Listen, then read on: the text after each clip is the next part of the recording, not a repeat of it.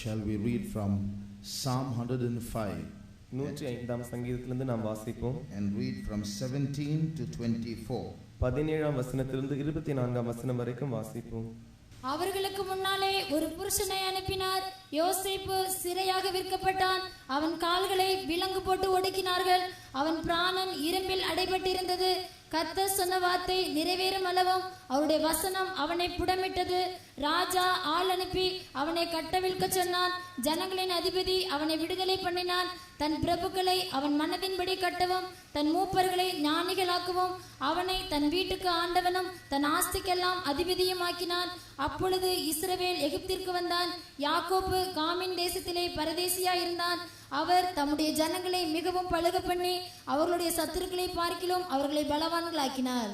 He sent a man before them, even Joseph, who was sold for a servant, whose feet they hurt with fetters. He was laid in irons until the time that this word came. The word of the Lord tried him. The king sent and loosed him, even the ruler of the people, and let him go free. He made him lord of his house and the ruler of all his substance, to bind his princes at his pleasure and teach his senators wisdom. Israel also came to Egypt, and Jacob sojourned in the land of Ham. And he increased his people greatly and made them stronger than his enemies. That the Lord might speak to us through his word, shall we praise God. தேவன் தம்முடைய வார்த்தையின் மூலமாக நம்மோடு பேசும்படியாக நாம் தேவனை ஸ்தோத்திரிப்போம். ஸ்தோத்திரம் ஸ்தோத்திரம் ஸ்தோத்திரம் ஸ்தோத்திரம் ஸ்தோத்திரம் ஸ்தோத்திரம் ஸ்தோத்திரம் ஸ்தோத்திரம் ஸ்தோத்திரம் ஸ்தோத்திரம். These are the days that God's people are going through all kinds of trials. தேவனுடைய ஜனங்கள் பல வகையான சோதனைகளின் வழியாய் போகிற நாட்கள் தான் இந்த நாட்களாய் இருக்கிறது. I don't think there'll be anyone here who is not going through a trial. இங்கே இருக்கிற ஒருவர் கூட சோதனையின் வழியாக போனதே இல்லை என்பதை நான் நினைக்கவே இல்லை. Who is not now going through a trial. இப்பொழுது சோதனையின் வழியாக அவர்கள் இல்லாமல் இல்லை. I don't think there is anyone here who is not going through a trial. இங்கே ஒருவர் கூட சோதனையின் வழியாக போகாமல் இல்லை. If anyone is not going through a trial, it's only a break between two trials, that's all. ஒருவர் சோதனையின் வழியாக இப்பொழுது போகாமல் இருப்பார் என்றால் இரண்டு சோதனைகளுக்கு இடையே இருக்கிறதான ஒரு கால இடைவெளி அவ்வளவுதான். But why does God allow these trials in our lives? ஆனால் இந்த சோதனைகளை தேவன் நம்முடைய வாழ்க்கையில் ஏன் அனுமதிக்கிறார்? We get weary, we get sick, we get tired, we go into backsliding, unbelief set in, we start doubting God. So many evil things seem to be happening because of trials, yet why does God permit them? சோதனைகளின் மூலமாக நாம் களைப்படைந்து விடுகிறோம், சோர்ந்து போய் விடுகிறோம், பின்மாற்றத்திற்கு போய் விடுகிறோம், பல வகையான மோசமான நிலவரங்களுக்கு நாம் கடந்து போகிறோம். இவ்வளவு பாடுகள் இருக்கும்போது தேவன் நம்முடைய வாழ்க்கையில் ஏன் சோதனைகளை அனுமதிக்க வேண்டும்? One reason we get weary in our trials is we don't see the trials as God sees them. நம்முடைய சோதனைகளை நாம் சோர்ந்து போகக்கூடியதான ஒரு காரணம் என்னவென்றால் தேவன் சோதனைகளை எப்படி பார்க்கிறாரோ அதன்படி நாம் அதை பார்க்கிறதில்லை. In other words, we see only part of the picture. We are not able to see the whole picture as God sees it. வேறு வார்த்தைகளில் நாம் கூறுவோம் என்றால் நாம் அந்த காட்சியினுடைய பகுதியை தான் பார்க்கிறோம். தேவன் பார்க்கிறதை போல முழுமையான காட்சியை நாம் பார்க்கிறதில்லை. For example, உதாரணமாக small children don't like exams. சிறிய பிள்ளைகளுக்கு தேர்வு என்றாலே விருப்பம் இருக்காது. They don't like school. அவர்களுக்கு பள்ளி என்றால் விருப்பம் இல்லை. What's the best part of schools that they like? பள்ளியிலே அவர்களுக்கு மிகவும் பிடித்ததான சிறந்த பகுதி எது? The holidays. விடுமுறை நாட்கள். How they write their exam, they are not bothered. அவர்கள் தங்கள் தேர்வுகளை எப்படி எழுதுகிறார்களோ அதை பற்றி அவர்களுக்கு கவலை இல்லை. More than the exam, the holidays after the exam is important for them. தேர்வுகளை காட்டிலும் தேர்வுக்கு பின் வருகிறதான விடுமுறை நாட்கள் தான் அவர்களுக்கு முக்கியம். But their parents keep pushing them to school. ஆனால் அவர்களுடைய பெற்றோர்களோ அவர்களை பள்ளிக்கு தள்ளி விடுகிறார்கள். Why? ஏன்? Because the parents see the whole picture what those children cannot see. ஏனென்றால் அந்த பிள்ளைகள் பார்க்க முடியாதான காட்சியை பெற்றோர்கள் முழுமையாய் காணக்கூடியவர்களாய் இருக்கிறார்கள். For the children, school going is a burden. பிள்ளைகளுக்கு பள்ளிக்கு செல்லுதல் ஒரு பாரமா இருக்கிறது. They like to play. அவர்களுக்கு விளையாடுவதில் தான் ஆர்வம். But parents who see the whole picture, who are able to see into the future and understand the necessity of school going, have to push them to school. ஆனால் முழு காட்சியும் காணக்கூடியதான பெற்றோர்கள் அவர்களுக்கு பள்ளிக்கு போக வேண்டியதான அவசியத்தை அறிந்தவர்களாய் எதிர்காலத்தை உணர்ந்தவர்களாய் இவர்களை பள்ளிக்கு தள்ளி விடுகிறார்கள். In the same way, sometimes we adults are spiritually like children. அதே போலவே பெரியவர்களாகி நாமும் கூட ஆவிக்குரிய ஜீவியத்தில் பிள்ளைகளாகவே இருக்கிறோம். We don't like spiritual exams. நமக்கு ஆவிக்குரிய தேர்வுகள் விருப்பம் இருக்கிறதில்லை. Little children are very happy when the exams are over. சிறிய பிள்ளைகள் தேர்வுகள் முடியும் போது மிகவும் சந்தோஷம் அடைகிறார்கள். But you take a student who has finished his +2. ஆனால் +2 தேர்வை முடித்ததான ஒரு மாணவனை நீங்கள் எடுத்துக்கொள்வீர்கள் என்றால் he won't be happy after the exam is over. தேர்வு முடிந்த பிறகு அவன் தேர்வு முடிந்து விட்ட பிறகு அவன் சந்தோஷமா இருக்க மாட்டான். He's not happy with his holidays. தன்னுடைய விடுமுறை நாட்களை சந்தோஷமாய் கழிக்க மாட்டான். Why? ஏன்? The results have not come. ஏனென்றால் இன்னும் தேர்வினுடைய ரிசல்ட் வரவில்லை. For this +2 student, the result is more important than the holidays. For the second standard student, the holiday is more important than the result. ஒரு +2 மாணவனுக்கு அந்த விடுமுறை நாட்களை காட்டிலும் ரிசல்ட் தான் முக்கியம். ஆனால் இப்ப 2ஆம் வகுப்பு படிக்கிற மாணவனுக்கு அந்த ரிசல்ட்டை காட்டிலும் விடுமுறை நாட்கள் தான் முக்கியம். In spiritual life, most of us are like second standard children. We like our trials to get over quickly. நம்முடைய ஆவிக்குரிய ஜீவிதத்திலும் நம்ம அநேகர் 2ஆம் வகுப்பு மாணவர்களைப் போலவே இருக்கிறோம்.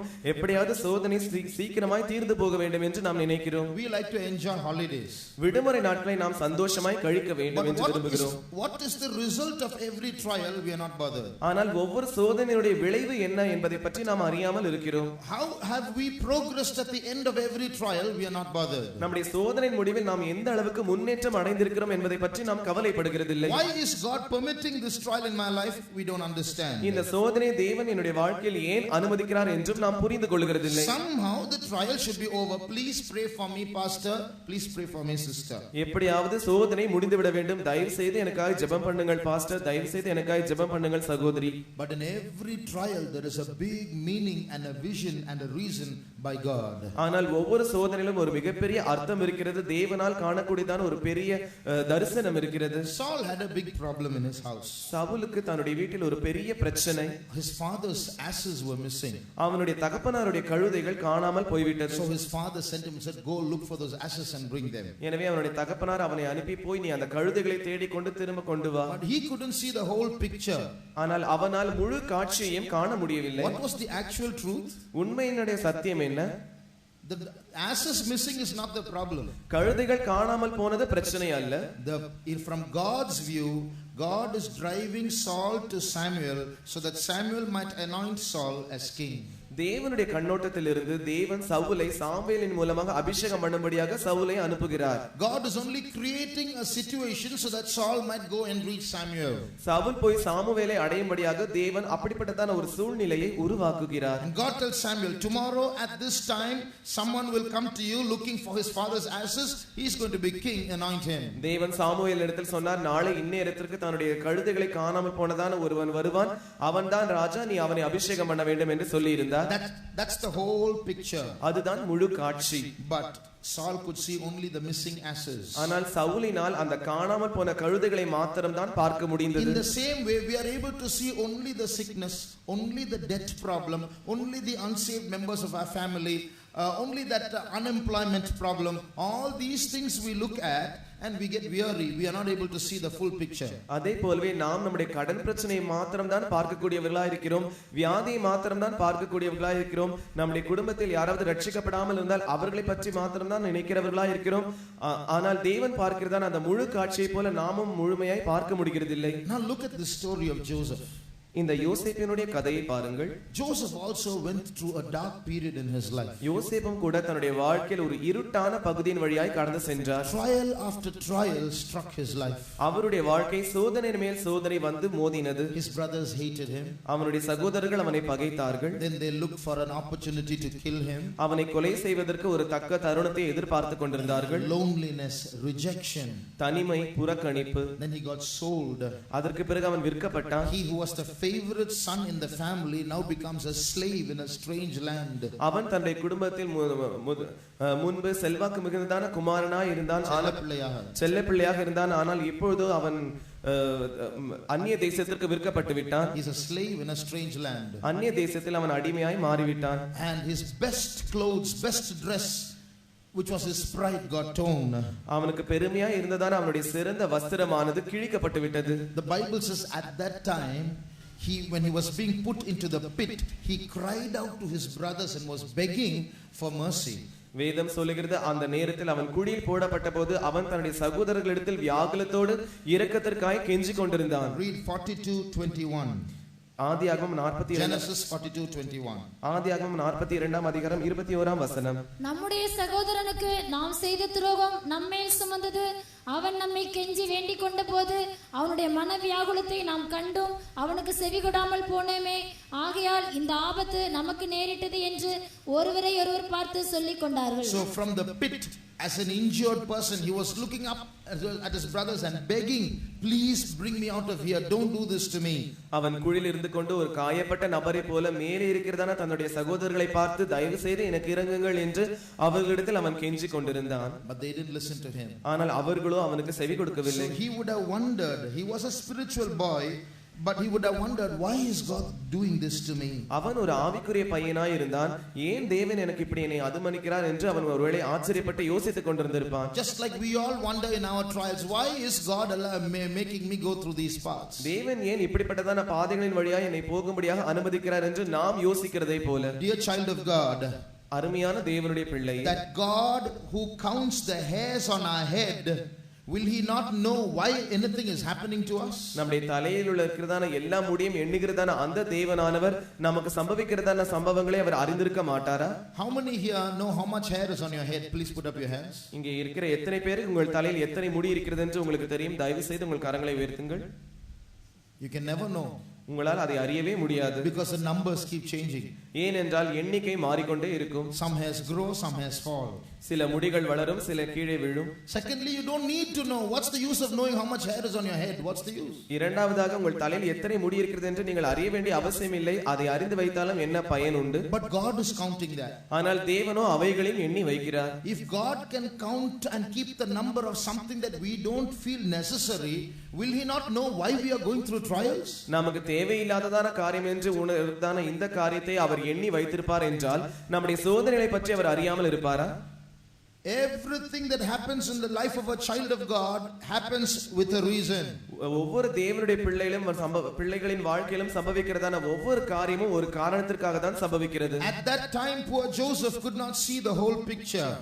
அந்த நேரத்தில் இந்த பாவப்பட்ட யோசேப்பினால் இந்த காட்சியை காண முடியவில்லை. All he could see was his enemy brothers plotting and planning against him, finally putting him into a pit and then selling him. யோசேப்பினால் காண முடிந்ததான எல்லா காரியமுமே அவனுடைய பகைஞரான சகோதரர்களும் அவனை குடியில் போடுவதும் மறுபடியும் அவனை தூக்கி எடுத்து அந்த அடிமை தேசத்தில் விற்பதுமாய் அவன் கண்டான். But what is the whole picture? ஆனால் முழு காட்சி என்ன? That was where his journey to the throne of Egypt began. அந்த இடத்தில் தான் அவன் எகிப்தினுடைய சிங்காசனத்திற்கு போகக்கூடியதான பிரயாணம் ஆரம்பமானது. It was in the pit that his journey to the throne began. அந்த குழியில் இருந்து தான் அந்த சிங்காசனத்திற்கு போகக்கூடியதான அவனுடைய பிரயாணம் ஆரம்பித்தது. In the same way, young brothers and sisters who are going through trials in their life, அதே போலவே தங்களுடைய வாழ்க்கையில் சோதனைகளின் வழியாக கடந்து போகிறதான சகோதரர்களே சகோதரிகளே, you must realize that in your trials you are on your journey to the throne. உங்களுடைய சோதனைகளில் நீங்கள் சிங்காசனத்திற்கு நேராய் போகிறதான பிரயாணத்தில் இருக்கிறீர்கள் என்று நீங்கள் உணர்ந்து கொள்ள வேண்டும். Just like every school exam is given to the child only to promote the child, every trial that God permits in our life is only to promote us. எப்படி ஒவ்வொரு பள்ளியும் தன்னுடைய மாணவர்களுக்கு தேர்வு கொடுத்து அடுத்த வகுப்புக்கு அவர்களுக்கு உயர்த்துகிறதோ அதே போல நம்முடைய வாழ்க்கையில் வருகிறதான ஒவ்வொரு சோதனையும் நம்மை உயர்த்துவதற்காக தான் அனுமதிக்கப்படுகிறது. Not only that, அது மாத்திரமல்ல, God was sending Joseph not just so that Joseph must sit on the throne. யோசேப்பு போய் சிங்காசனத்தில் அப்படியே உட்கார்ந்து விட வேண்டும் என்பதற்காக மாத்திரம் யோசேப்பை கர்த்தர் அனுப்பவில்லை. He was sending Joseph ahead. யோசேப்பை இன்னும் சற்று அந்த பக்கத்திற்கு அவர் அனுப்பினார். இன்னும் முன்னே அனுப்பினார். See, that's what we read in the key verse. He sent Joseph before them. அதை தான் நாம் ஆரம்ப வசனத்தில் வாசித்தோம். யோசேப்பை அவர்களுக்கு முன்னே அனுப்பினார். So Joseph was going before some people, ahead of some people who are going to come later on. இதற்கு பிறகு வரப்போகிறதான சில ஜனங்களுக்கு முன்பாக யோசேப்பு முன்னாக அனுப்பி வைக்கப்பட்டான். Read verse 17. 17ஆம் வசனத்தை வாசியுங்கள். Psalm 105:17. 105ஆம் சங்கீதம் 17ஆம் வசனம். அவர்களுக்கு முன்னாலே ஒரு புருஷனை அனுப்பினார், யோசேப்பு சிறையாக விற்கப்பட்டான். So that's what Joseph was supposed to know. இதைதான் யோசேப்பு அறிய வேண்டியவனாய் இருந்தான். It's not that Joseph got sold, Joseph was thrown, Joseph was rejected, Joseph was lonely. That's only part of the picture. The actual picture was God was sending Joseph. யோசேப்பு விற்கப்பட்டான், யோசேப்பு அடிமையாய் விற்கப்பட்டான், இப்படிப்பட்ட குழிக்குள் தள்ளப்பட்டான், இப்படிப்பட்ட அவன் புறக்கணிக்கப்பட்டான், அவன் தனிமையாய் ஆக்கப்பட்டான். ஆனால் யோசேப்பினால் இந்த காட்சி தான் பார்க்க முடியதா இருந்தது. ஆனால் தேவன் அப்படிப்பட்ட காட்சியை பார்க்கக்கூடியவர் அல்ல. He saw, God saw the whole picture. The whole picture was God was sending Joseph. தேவனால் முழு காட்சியை பார்க்கக்கூடியவராய் இருந்தார். அந்த காட்சி என்னவென்றால் அவர் அவனை அனுப்பினார். In the same way, dear brother, dear sister, அதே போலவே அருமையான சகோதரனே சகோதரியே, we also must realize that in our trials God is sending us somewhere. நாமும் கூட நம்முடைய சோதனைகளில் தேவன் நம்மை எங்கோ அனுப்புகிறார் என்று நாம் உணர்ந்து கொள்ள வேண்டும். Where is God sending us? தேவன் நம்மை எங்கே அனுப்புகிறார்? God, just like Joseph was sent ahead of his brothers to feed his brothers at a later time, இன்னும் வரப்போகிற நாட்களில் யோசேப்பானவன் தன்னுடைய சகோதரரை போஷிக்க வேண்டும் என்பதற்காக அவர்களுக்கு முன்னாக யோசேப்பை எப்படி அனுப்பினாரோ, a time of famine was going to sweep the whole world. ஒரு பஞ்சமானது முழு உலகத்தையும் வந்து தாக்க போகிறது. So God was sending Joseph ahead to feed his brothers in that time of famine. எனவே அந்த பஞ்ச காலத்தில் தேவனான யோசேப்பு தன்னுடைய சகோதரரை போஷிக்க வேண்டும் என்பதற்காக யோசேப்பை அவர்களுக்கு முன்பாக அனுப்பி வைத்தார். In the same way, God has called us early to the church. அதே போலவே தேவன் நம்மை சபைக்கு ஏற்கனவே அழைத்திருக்கிறார். Just to feed some people who are going to come later on. ஏனென்றால் இதற்கு பிறகு வரப்போகிறதான சில ஜனங்களை நாம் போஷிக்க வேண்டும் என்பதற்காக. We all know in the days that Joseph ruled Egypt, there was 7 years of prosperity followed by 7 years of famine. யோசேப்பு எகிப்தை ஆண்டதான அந்த நாட்களில் 7 வருஷம் செழிப்புள்ள காலமும் 7 வருஷம் பஞ்ச காலமும் இருந்தது என்று நாம் அறிவோம். In the same way, அதே போலவே in our days, நம்முடைய நாட்களில் very soon in the future, அதி சீக்கிரத்தில் வரும் காலத்தில் there is going to be a 7-year tribulation period, a time of famine for the world.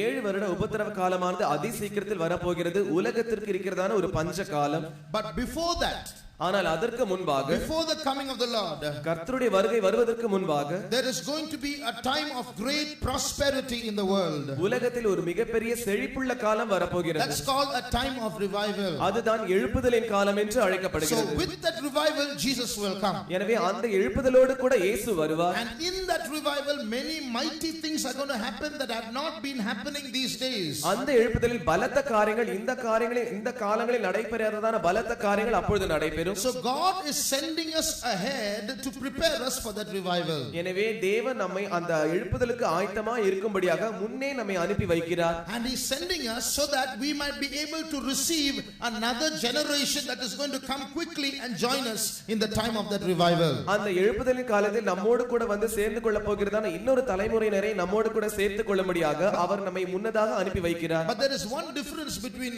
Joseph's story and our days. ஆனால் யோசேப்பின் கதைக்கும் நம்முடைய நாட்களுக்கும் ஒரு வித்தியாசம் இருக்கிறது. Joseph fed his people, his brothers, in the time of famine. யோசேப்பு தன்னுடைய சகோதரரை பஞ்ச காலத்தில் போஷித்தான். But we are going to rescue people from the time of famine. ஆனால் நாமோ ஜனங்களை பஞ்ச காலத்திலிருந்து மீட்க போகிறோம். Because we are going to prepare a great mass of people for the coming of the Lord. ஏனென்றால் கர்த்தருடைய வருகைக்காக நாம் ஒரு பெரிய கூட்ட ஜனங்களை ஆயத்தப்படுத்தி வைக்க போகிறோம். Now if you look at our church, நம்முடைய சபையை நீங்கள் பார்ப்பீர்கள் என்றால், it's a lot of ministry going on in Tamil Nadu. தமிழ்நாட்டில் பல வகையான ஊழியங்கள் போய் கொண்டிருக்கிறது. In South India the ministry is very prosperous. தென்னிந்தியாவில் ஊழியமானது செழிப்பாய் இருக்கிறது. But if you go to North India, ஆனால் வட இந்தியாவிற்கு போவீர்கள் என்றால், in South India in our church, see in Tamil Nadu itself we have many centers. தென்னிந்தியாவில் தமிழ்நாட்டில் अनेक சென்டர்கள் உள்ளது. In Kerala there are many centers. கேரளாவில் अनेक சென்டர்கள். In Andhra there are many centers. ஆந்திராவிலும் अनेक சென்டர்கள் இருக்கிறது. But if you go to North India, ஆனால் நீங்கள் வட இந்தியாவிற்கு போவீர்கள் என்றால், many states together you'll have only one center. अनेक மாநிலங்களை சேர்த்து ஒரே ஒரு சென்டர் இருக்கிறது. If you go abroad, நீங்கள் வெளி தேசத்துக்கு போவீர்கள் என்றால், in one country you'll have only one center. முழு நாட்டிற்குமே ஒரே ஒரு சென்டர் தான் இருக்கிறது. Do you know there are more than 200 countries in this world where our church is not there? இந்த உலகத்தில் இருக்கிறதான 200 நாடுகளில் நம்முடைய சபைகளே இல்லை என்று more than 200 churches. 200 நாடுகளை காட்டிலும் அதிகமாக இருக்கிறதான நாடுகளில் நம்முடைய சபை இல்லை. So there is a lot of work yet to be done. எனவே செய்யப்பட வேண்டியதான வேலை அதிகமாக இருக்கிறது. There are a lot of people who are yet to come in. இன்னும் வர வேண்டியதான ஜனங்கள் அதிகமான பேர்கள் இருக்கிறார்கள். But why has God brought us here early? ஆனால் தேவன் நம்மை ஏன் ஏற்கனவே கொண்டு வந்திருக்கிறார்? God is sending us. தேவன் நம்மை அனுப்புகிறார். God is sending us so that we might go ahead, and when those people come in, we are in a position to receive them and feed them. தேவன் நம்மை அனுப்புகிறார் ஏனென்றால் நாம் முன்னே சென்று அவர்களுக்கு முன்பாக இருந்து வரப்போகிறதான ஜனங்களை நம்மோடு கூட சேர்த்துக் கொள்ளும்படியாக அவர்களை நடத்தும்படியாக. Now in the key verse, read verses 20 and 21. ஆரம்பத்தில் நாம் வாசித்ததான அந்த வசனங்களாக 20ஆம் 21ஆம் வசனங்களை வாசியுங்கள். ராஜா ஆள் அனுப்பி அவனை கட்டவிழ்க்க சொன்னான். ஜனங்களின் அதிபதி அவனை விடுதலை பண்ணினான். தன் பிரபுக்களை அவன் மனதின்படி கட்டவும் தன் மூப்பர்களை ஞானிகளாக்கவும் அவனை தன் வீட்டுக்கு ஆண்டவனும் தன் ஆஸ்திக்கெல்லாம் அதிபதியும் ஆக்கினான். Here we read Joseph being given certain powers. இங்கே யோசேப்புக்கு சில அதிகாரங்கள் கொடுக்கப்படுகிறதை நாம் வாசிக்கிறோம். He is given authority to bind the senators and the princes. அதிபதிகளையும் ராஜாக்களையும் கட்டக்கூடியதான ஒரு வல்லமை அவனுக்கு தரப்படுகிறது. And he is in a position to teach others. மற்றவர்களுக்கு போதிக்கக்கூடியதான ஒரு ஸ்தானம் அவனுக்கு கொடுக்கப்படுகிறது. You know, these people are all people of high authority. இந்த ஜனங்கள் எல்லாரும் உயர்ந்த பதவிகளை சேர்ந்த ஜனங்களாய் இருந்தார்கள். But now young Joseph is teaching them. ஆனால் வாலிபனான யோசேப்பு அவர்களுக்கு சொல்லிக் கொடுக்கிறான். In the same way, அதே போலவே in these last days, இந்த கடைசி நாட்களில் just like Joseph was promoted, எப்படி யோசேப்பு உயர்த்தப்பட்டானோ God is going to promote us also. தேவன் நம்மையும் உயர்த்தி வைக்க போகிறார். We are going to be promoted to a state where we are going to teach others wisdom.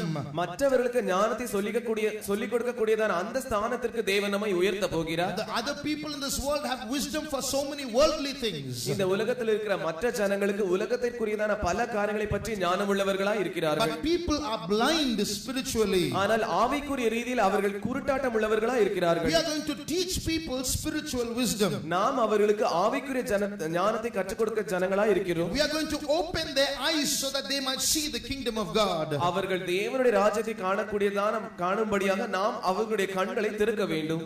திறக்க போகிறோம்.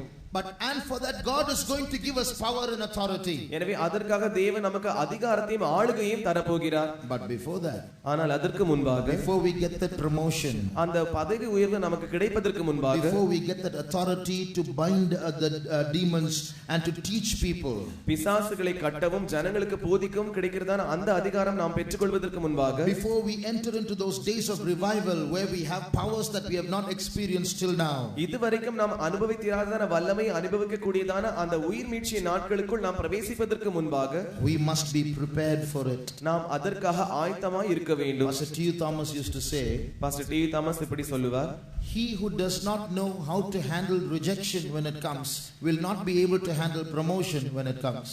ஒருவனுக்கு புறக்கணித்தல் வரும்போது அதை எப்படி கையாள வேண்டும் என்று தெரியாமல் இருக்கும்போது அவனுக்கு உயர்வு வரும்போது அதை எப்படி கையாள வேண்டும் என்று அவனுக்கு தெரியாது. If we don't know how to react properly to trials, we will not react properly when the time of prosperity comes. சோதனைகள் வரும்போது நாம் எப்படி நடந்து கொள்ள வேண்டும் என்று நாம் அறியாமல் இருப்போம் என்றால், செழிப்பு வரும்போது நாம் எப்படி நடந்து கொள்ள வேண்டும் என்றும் நாம் அறியாமல் இருப்போம். So these days of trials are our training period. எனவே இந்த சோதனை நாட்கள் நம்முடைய பயிற்சியின் காலமாக இருக்கிறது. And these trials are what qualify us to sit on the throne. இந்த சோதனைகள் தான் நாம் சிங்காசனத்தில் உட்கார்வதற்கு நம்மை தகுதிப்படுத்துகிறது. So based on how we react to these trials, we are going to be promoted. எனவே இந்த சோதனைகளை நாம் எப்படி சகிக்கிறோமோ அதன் அடிப்படையில் வைத்து தான் நாம் உயர்த்தப்பட போகிறோம். The Bible says, woe unto thee, O land, when your king is a child.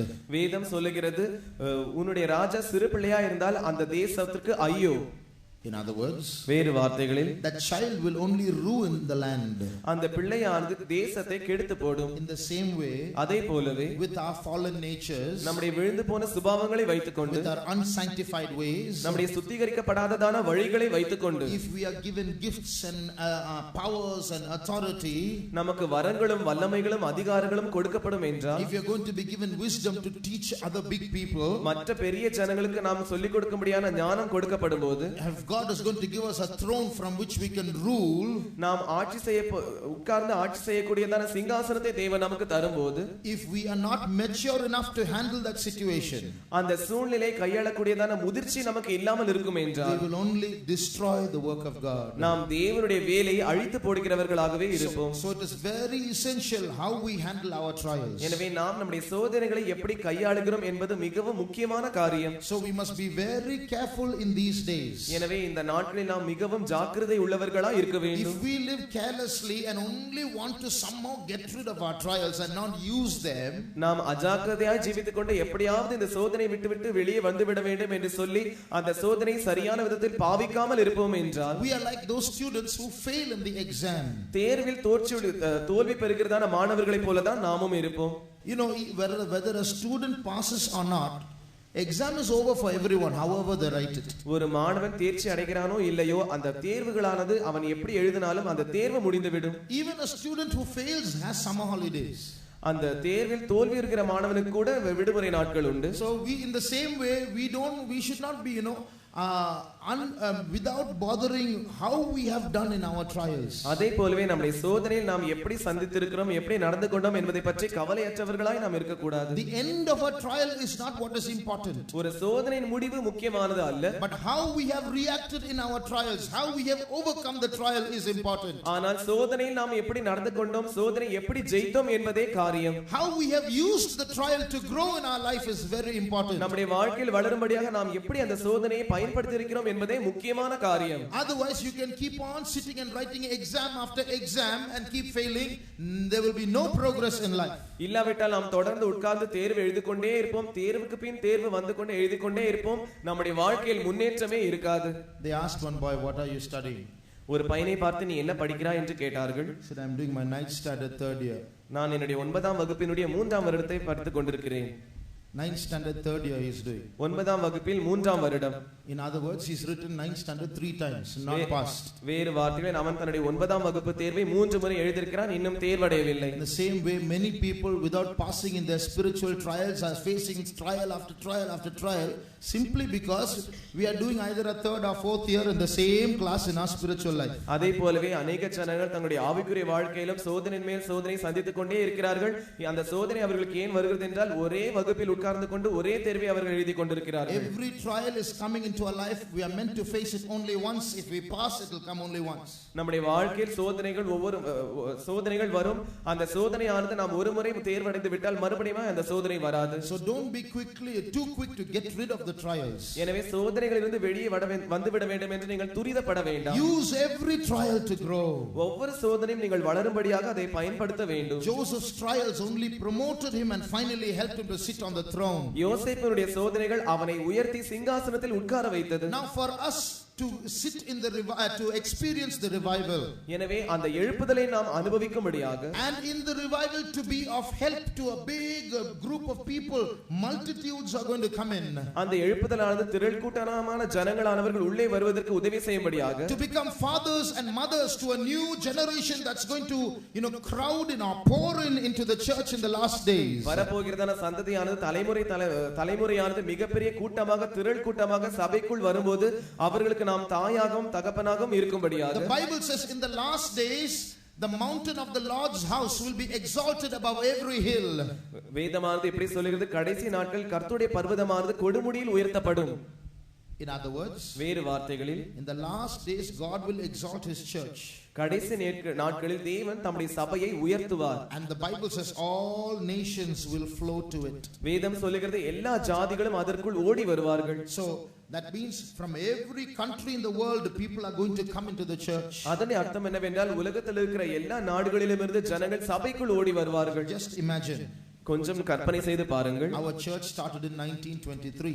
நம்முடைய சபையானது 1923ஆம் ஆண்டு ஆரம்பிக்கப்பட்டது. So our church is about 85 years old. நம்முடைய சபைக்கு இப்பொழுது 85 வயது ஆகிறது.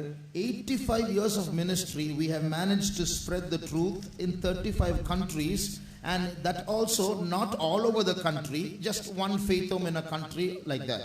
85 வருடம் நாம் ஊழியம் செய்தாலும் கூட 35 நாடுகளில் தான் நம்முடைய ஊழியம் இருக்கிறது. அதுவும் கூட சில நாடுகளில் ஒரே ஒரு சபை இருக்கிறதான ஊழியம் தான் இருக்கிறது. So 85 years of ministry, 35 countries. To go and reach the other 200 countries, how many years ministry we will need? 85 வருடம் ஊழியம் செய்த பிறகு 35 நாடுகளுக்கு தான் போக முடிந்திருக்கிறது. இன்னும் ஏறக்குறைய 200 நாடுகளுக்கு போவதற்கு இன்னும் எத்தனை வருடங்கள் ஆகும்? We'll need another 300 years. நமக்கு இன்னும் 300 வருடங்கள் தேவை. But you know what's going to happen? ஆனால் என்ன சம்பவிக்க போகிறது என்று உங்களுக்கு தெரியுமா? Such a mighty revival is going to come in a few months. all nations are going to see the glory of God. அவ்வளவு பெரிய மகா பெரிய எழுப்புதல் வரப்போகிறபடினால் சில மாதங்களில் எல்லா ஜாதிகளும் தேவனுடைய மகிமையை காண போகிறார்கள். And God is sending us ahead. He has brought us into the church early. He is pounding us, breaking us and making us. எனவே தேவன் நம்மை முன்னே அனுப்புகிறார். அதற்காக தேவன் நம்மை சபைக்கு ஏற்கனவே கொண்டு வந்திருக்கிறார். அவர் நம்மை இடிக்கிறார், நம்மை உடைக்கிறார், நம்மை தகர்க்கிறார். He is teaching us so that we might teach others. மற்றவர்களுக்கு நாம் கற்றுக் கொடுக்கும்படியாக அவர் நமக்கு சொல்லிக் கொடுத்து கொண்டிருக்கிறார். He is drilling us and killing us so that we might bring others to life. மற்றவர்களுக்கு நாம் ஜீவனை கொடுக்கும்படியாக அவர் நம்மை குத்துகிறார், நம்மை கொல்லுகிறார். But it's not to get rid of us. It's not because he hates us. It's because he loves us. அவர் இதை செய்கிறபடியால் அவர் நம்மை பகைக்கவில்லை, அவர் நம்மை நேசிக்கிறபடியால் அவர் இப்படி செய்கிறார். So all the trials we are going through only shows the greatness of our calling. எனவே நாம் போகிறதான ஒவ்வொரு சோதனையும் நம்முடைய அழைப்பின் மேன்மையே அது காட்டுகிறது. Now to sit on that throne, அந்த சிங்காசனத்தில் உட்காரும்படியாக, to accept and receive that power and authority that God is going to give in the last days. தேவன் கடைசி நாட்களில் நமக்கு கொடுக்க போகிறதான அந்த அதிகாரத்தையும் வல்லமையும் நாம் ஏற்றுக்கொள்ளும்படியாக, Just imagine for 200 countries to receive the gospel in a few months. சில மாதங்களில் 200 நாடுகளுக்கு சுவிசேஷம் அறிவிக்கப்பட வேண்டும் என்றால் how much work has to be done? எவ்வளவு வேலை செய்யப்பட வேண்டும்? God is going to give many believers gifts. தேவன் अनेक விசுவாசிகளுக்கு வரங்களை தரப்போகிறார். Because the work is going to be so large. In a few months so much work has to be done. It's servants of God are not enough to do it. ஏனென்றால் வேலை பெரியதா இருக்கிறபடியினால் சில மாதங்களிலே மிகப்பெரிய வேலைகள் செய்ய வேண்டியதா இருக்கிறபடியினால் தேவ ஊழியர்கள் போதுமானவர்களாய் இல்லை. So maybe early in the morning one day in front of your house, after God gives you gifts, you might find 100 people, sick people coming to get healing from you. எனவே ஒருவேளை தேவன் உங்களுக்கு வரத்தை கொடுத்து விட்ட பிறகு அதிகாலையில் உங்களுடைய வீட்டு வாசலில் 100 வியாதியஸ்தர்கள் இருப்பார்கள். நீங்கள் அவர்களுக்கு சுகம் கொடுக்கும்படியாக உங்களுக்காய் காத்துக் கொண்டிருப்பார்கள். Because God would have given such power and authority. ஏனென்றால் தேவன் அப்படிப்பட்டதான அதிகாரத்தையும் ஆளுகையும் உங்களுக்கு தந்திருப்பார். So you will have to tell them the gospel. எனவே நீங்கள் அவர்களுக்கு சுவிசேஷத்தை அறிவிக்க வேண்டும். You will have to heal them. அவர்களை நீங்கள் சுகமாக்க வேண்டும். And God would have given you such power. அப்படிப்பட்ட வல்லமையை தேவன் உங்களுக்கு தந்திருப்பார். But before God gives you that authority, அந்த வல்லமையை தேவன் உங்களுக்கு தருவதற்கு முன்பாக we will have to pass 3 tests. நாம் 3 தேர்வுகளில் தேர்ச்சி அடைய வேண்டும். And those 3 tests we can see from Joseph's life. அந்த 3 சோதனைகளையுமே நாம் யோசேப்பினுடைய ஜீவியத்திலிருந்து பார்க்கலாம். The first test is the pit test. முதலாவது சோதனை குழியில் போடப்பட்டதான சோதனை. The pit test is a test of humility. அந்த குழியில் போடப்பட்டதான சோதனையானது தாழ்மைக்காய் வரதான சோதனையா இருந்தது. It is a test that tests how humble we are. நாம் எந்த அளவுக்கு தாழ்மையாய் இருக்கிறோம் என்பதை சோதிக்கிறதான ஒரு சோதனை. It tells us how proud we are. இல்லாவிட்டால் நாம் எவ்வளவு பெருமை உள்ளவர்களாய் இருக்கிறோம் என்பதை சொல்லுகிறதான சோதனை. So the trials that we go through are some of those trials are to humble us. எனவே நாம் போகிறதான சோதனைகளில் சில சோதனைகள் நம்மை தாழ்த்துகிறதா இருக்கிறது. You know, Joseph had a multicolored coat. யோசேப்புக்கு ஒரு பல வர்ணமான அங்கி இருந்தது. His father gave it to him. அவனுடைய தகப்பனார் அவனுக்கு அதை கொடுத்திருந்தான். His father was foolish in one way. அவனுடைய தகப்பனார் ஒரு விதத்தில் புத்தியீனமாய் இருந்தான். His father not only loved Joseph, அவனுடைய தகப்பனார் யோசேப்பை நேசித்தது மாத்திரமல்ல, he did so many things partially to Joseph that made the brothers jealous. பல வகையான காரியங்களை அவன் யோசேப்புக்கு என்று பட்சபாதமாய் செய்தபடியினால் அவனுடைய சகோதரர்களுக்கு அது வெறுப்பை உண்டாக்கியது. Joseph also was foolish. யோசேப்பும் அவன் புத்தியீனமாய் இருந்தான். The Bible says when Joseph's brothers saw Joseph's father Jacob giving Joseph that multicolored coat, the brothers hated Joseph and did not speak properly to him after that. வேதம் சொல்லுகிறது யோசேப்பினுடைய தகப்பன் அவனுக்கு பலவர்ணமான அங்கை கொடுத்தபோது அவனுடைய சகோதரர்களுக்கு முன்பாக அதை கொடுத்தபடினால் அதை கண்டதான அவனுடைய சகோதரர்கள் அதற்கு பின்பு அவனை வெறுத்து பகைத்தார்கள். அதற்கு பின்பு அவர்கள் அவனோடு ஒழுங்காய் பேசவில்லை. So if the brothers didn't speak to Joseph, what should Joseph have understood? சகோதரர்கள் அவனோடு கூட பேசவில்லை என்றால் யோசேப்பு என்ன புரிந்து கொண்டிருக்க வேண்டும்? My father gave me this dress, now my brothers don't like it, they are jealous, they hate me. என்னுடைய தகப்பனார் எனக்கு இந்த வஸ்திரத்தை கொடுத்திருந்தார், ஆனால் என்னுடைய சகோதரர்களுக்கு இது பிடிக்கவில்லை, அவர்களுக்கு பொறாமையா இருக்கிறது, எனவே அவர்கள் என்னை பகைக்கிறார்கள். After a few days he saw a dream. இன்னும் சில நாட்கள் கழித்து அவன் ஒரு சொப்பனத்தை கண்டான். In that dream it's as though he is in authority over the full family. அந்த சொப்பனத்தில் அவன்தான் முழு குடும்பத்திற்குமே அதிகாரியா இருக்கிறதை போல் அவன் கண்டான். What should he have done? அவன் என்ன செய்திருக்க வேண்டும்? Already my brothers are angry with me. If I tell this dream, they'll get more angry. ஏற்கனவே என்னுடைய சகோதரர்கள் என் மேல் கோபமாய் இருக்கிறார்கள். நான் இந்த சொப்பனத்தை சொன்னால் இன்னும் அதிக கோபம் கொள்வார்கள். But he told the dream. ஆனால் அவனோ சொப்பனத்தையும் சொல்லிவிட்டான். The Bible says they hated him even more. வேதம் சொல்கிறது அவனுடைய சகோதரர்கள் இன்னும் அவனை பகைத்தார்கள். Then he saw another dream. அவன் இன்னொரு சொப்பனத்தை கண்டான். And he said, they already hate me for seeing one dream. Let me hide this dream. He didn't hide it. He told that dream also. ஏற்கனவே நான் ஒரு சொப்பனத்தை சொல்லிவிட்டேன், இதற்கே அவர்கள் என்னை பகைக்கிறார்கள். இன்னொரு சொப்பனத்தை கண்டேன் என்று அவன் யோசிக்காமல் இன்னொரு சொப்பனத்தையும் அவன் சொல்லிவிட்டான். Again they envied him, the Bible says. மறுபடியும் அவர்கள் அவன் மேல் பொறாமை கொண்டார்கள் என்று வேதம் சொல்லுகிறது. Now his father is sending him to the fields where his brothers are. இப்பொழுது அவனுடைய தகப்பனார் அவனுடைய சகோதரர்கள் இருந்ததான அந்த நிலத்திற்கு அவனை அனுப்புகிறார். What should he do now? இப்பொழுது அவன் என்ன செய்ய வேண்டும்? He knows whenever his brothers see that colored coat, they get angry and irritated. எப்பொழுதெல்லாம் இந்த பலவர்ணமான அங்கியை அவனுடைய சகோதரர்கள் காண்கிறார்களோ அப்பொழுதெல்லாம் அவர்கள் எரிச்சல் அடைந்து கோபம் அடைகிறார்கள். So if he wants to win his brother's favor, he should change his dress, put some other ordinary dress and go.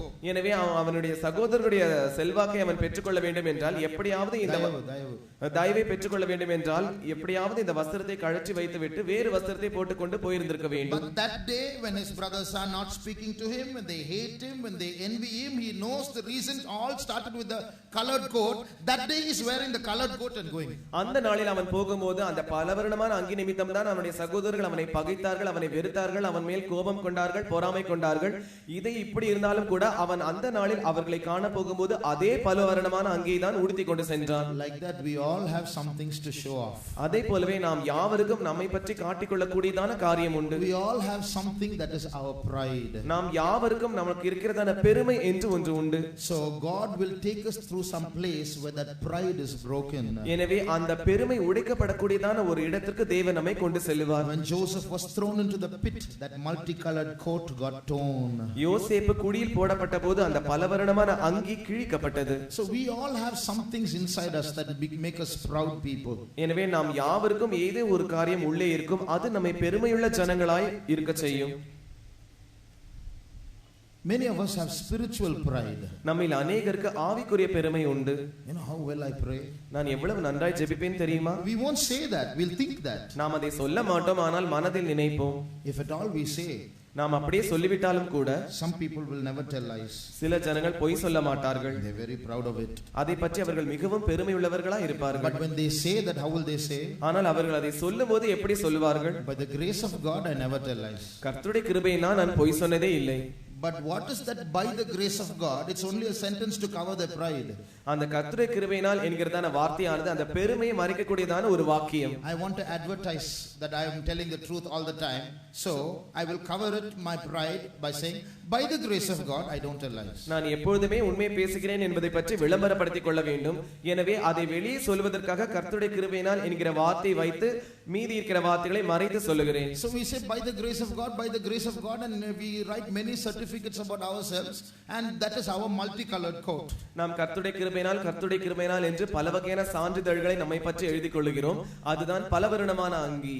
By the grace of God I preach well. கர்த்தருடைய கிருபையினால் நான் நன்றாய் பிரசங்கம் பண்ணுகிறேன். By the grace of God I play the keyboard well. கர்த்தருடைய கிருபையினால் நான் நன்றாய் இசை கருவிகளை வாசிக்கிறேன். By the grace of God I brought 10 souls to church. கர்த்தருடைய கிருபையினால் நான் 10 ஆத்துமாக்களை சபைக்கு கொண்டு வந்திருக்கிறேன். By the grace of God if I testify, the whole church will just be silent. கர்த்தருடைய கிருபையினால் நான் சாட்சி சொல்லும்போது முழு சபையும் அமைதியாக இருந்து அதை கவனிக்கும். By the grace of God if my gift operates, the whole church trembles. கர்த்தருடைய கிருபையினால் எனக்குள் வரம் கிரியை செய்யும்போது முழு சபையுமே நடுங்கும். By the grace of God for the past 25 years I've always been wearing white clothes. கர்த்தருடைய கிருபையினால் கடந்த 25 வருடங்களாக நான் எப்பொழுதும் வெண் வஸ்திரத்தையே உடுத்திக் கொண்டிருக்கிறேன். By the grace of God I pray 7 hours a day. கர்த்தருடைய கிருபையினால் நான் ஒரு நாளைக்கு 7 மணி நேரம் ஜெபிக்கிறேன். This is our multicolored coat. இவை நம்முடைய பலவர்ணமான அங்கியாய் இருக்கிறது. If we keep on doing like this, நாம் இதை தொடர்ந்து இப்படி செய்து கொண்டிருப்போம் என்றால், if that pride does not break, அந்த பெருமை உடைக்கப்படாமல் இருக்கும் என்றால், we are not prepared for the revival. நாம் எழுப்புதலுக்கு ஆயத்தமாக்கப்படவில்லை. So God will take us through paths where that colored coat gets torn. எனவே அந்த பலவர்ணமான அங்கி கிழிக்கப்படக்கூடியதான பாதைகளின் வழியாய் தேவன் நம்மை கொண்டு செல்வார். God will take us through paths of failures where our pride is broken. நம்முடைய பெருமை உடைக்கப்படக்கூடியதான தோல்விகளின் வழியாய் தேவன் நம்மை கொண்டு செல்வார். So in that pit test, what are we supposed to do? எனவே அந்த குழியாகிய சோதனையில் நாம் என்ன செய்ய வேண்டும்? We have to humble ourselves. நாம் நம்மை தாழ்த்த வேண்டும். We have to realize our nothingness. நாம் ஒன்றுமே இல்லை என்கிறதான அந்த ஒன்றுமில்லாத தன்மையை நாம் உணர்ந்து கொள்ள வேண்டும். We have to come to a state where we not just say I am nothing, but we know we are nothing. நாம் ஒன்றுமே இல்லை என்று சொல்லுகிறதான அந்த நிலவரத்துக்கு என்று அல்ல, நாம் ஒன்றுமே இல்லை என்று நாம் அறிந்து கொள்ளக்கூடியதான நிலவரத்திற்கு நாம் வர வேண்டும். So we have to be very careful in our lives. எனவே நம்முடைய வாழ்க்கையில் நாம் மிகவும் ஜாக்கிரதை உள்ளவர்களாய் இருக்க வேண்டும். Can we say we are humble? Can we say we are humble? நாம் தாழ்மை உள்ளவர்களாய் இருக்கிறோம் என்று நம்மால் சொல்ல முடியுமா? I who am preaching to you, I know there's so much of pride in me. உங்களுக்கு பிரசங்கம் பண்ணுகிற நான் எனக்குள் அதிக பெருமையா இருக்கிறது என்று நான் அறிவேன். There is so much of pride in me. எனக்குள் அதிக பெருமை இருக்கிறது. So God must take it all away from us. எனவே தேவன் அவை எல்லாவற்றையும் நம்மை விட்டு எடுத்து போட வேண்டும். If we continue to live like this, நாம் இப்படி தொடர்ந்து வாழ்வோம் என்றால் we won't get that throne. அந்த சிங்காசனம் நமக்கு கிடைக்காது. 1 minute shall we close our eyes? ஒரு நிமிடம் நாம் நம்முடைய கண்களை மூடுவோம். Can we humbly acknowledge that we are proud people? நாம் பெருமையுள்ள ஜனங்கள் என்று சொல்லி நாம் ஒத்துக்கொண்டு நம்மை தாழ்த்த முடிகிறதா? How many can discover the pride that is in us? எத்தனை பேர் உங்களுக்குள் இருக்கிற பெருமையை உங்களால் பார்க்க முடிகிறது? As the first sign of our humility, shall we confess our pride? நம்முடைய தாழ்மையின் முதல் அறிகுறியாக நம்முடைய பெருமையை அறிக்கையிடுவோமா? In the pit of our, in the trial, as we sit inside the pit, நம்முடைய சோதனை நாம் குழிக்குள் உட்கார்ந்திருக்கும் போதுதானே. let's not justify ourselves. நாம் நம்மை நீதிகரித்து நியாயம் பேச வேண்டாம். Let's not give excuses for our situation. நம்முடைய சூழ்நிலைகளுக்காக நாம் சாக்கு போக்குகளை சொல்ல வேண்டாம். Some people will always blame others. சில ஜனங்கள் எப்பொழுதுமே மற்றவர்களே குற்றப்படுத்துவார்கள். Some people are so proud they will even blame God. சில ஜனங்கள் அந்த அளவுக்கு பெருமை உள்ளவர்களாக இருக்கிறபடியால் அவர்கள் தேவனே குற்றப்படுத்தி விடுவார்கள். Why is God doing like this? தேவன் ஏன் எனக்கு இப்படி செய்கிறார்? Why doesn't God have eyes to see? இதை பார்ப்பதற்கு தேவனுக்கு கண்களே இல்லையா? Beloved, that's all words coming out of pride. பிரியமானவர்களே, இந்த எல்லா வார்த்தையும் பெருமையிலிருந்து புறப்படுகிறதான வார்த்தைகள். When we receive blows, நாம் அடிகள் வாங்கும்போது let's immediately become contrite in heart. நாம் உடனேயே நம்முடைய இதயத்தில் நொறுங்குண்டவர்களாய் மாறிவிடுவோம். Jesus, have mercy on me. இயேசுவே, என் மேல் இரக்கமாய் இரும். Right now, இப்பொழுதுதானே. how many people can humbly agree, yes, I am proud? எத்தனை பேர் தாழ்மை உள்ளவர்களாய் ஆம் நான் பெருமை உள்ளவனாய் இருக்கிறேன் என்று ஒத்துக்கொள்ள முடியும்? With our eyes closed, such people may lift up their hands. நம்முடைய கண்கள் மூடினபடி அப்படிப்பட்ட ஜனங்கள் தங்கள் கரங்களை உயர்த்துங்கள். How many will admit I am a proud person? நான் ஒரு பெருமையுள்ள நபர் என்று எத்தனை பேர் ஒத்துக்கொள்வீர்கள்? Such people may lift up their hands. அப்படிப்பட்ட ஜனங்கள் தங்கள் கரங்களை உயர்த்தலாம். Let's put down our hands. நாம் நம்முடைய கரங்களை கீழே போடுவோம். God has seen our hands. தேவன் நம்முடைய கரங்களை கண்டு இருக்கிறார். God will remove that pride. தேவன் அந்த பெருமையை நம்மை விட்டு அகற்றி போடுவார். That pride will be removed not by just saying a few words, Lord, I am nothing, Lord, I am a worm, not like that. ஆண்டவரே, நான் ஒன்றுமில்லை, நான் ஒரு புழு என்று இப்படிப்பட்ட சில வார்த்தைகளை சொல்வதன் மூலமாக அந்த பெருமை நம்மை விட்டு அகன்று போகாது. Lord, I am just mud. ஆண்டவரே, நான் ஒரு மண். All these words will not take away our pride. இந்த வார்த்தைகள் எல்லாம் நம்முடைய பெருமை நம்மை விட்டு போகாது. Our pride has to be broken. நம்முடைய பெருமை உடைக்கப்பட வேண்டும். God will take us through paths where we get rejected. நாம் புறக்கணிக்கப்படுகிறதான பாதைகளின் வழியாய் தேவன் நம்மை கொண்டு செல்வார். God will take us through paths where our loved ones, our own brothers will throw us into a pit. நமக்கு அருமையானவர்கள் நம்முடைய சொந்த சகோதரர்களை நம்மை குழிக்கு தள்ளக்கூடியதான பாதைகளில் தேவன் நம்மை கொண்டு செல்வார். At that time, what should we do? அந்த நேரத்தில் நாம் என்ன செய்ய வேண்டும்? Don't accuse the brothers. நீங்கள் அந்த சகோதரர்களை குற்றப்படுத்த வேண்டாம். Don't find fault with those who throw you into the pit. உங்களை குழிக்குள் தள்ளினவர்கள் மேல் நீங்கள் தவறு காண வேண்டாம். Just look to God. நீங்கள் அப்படியே தேவனை நோக்கி பாருங்கள். Just humble yourself. உங்களை நீங்கள் அப்படியே தாழ்த்தி விடுங்கள். Lord, have mercy on me.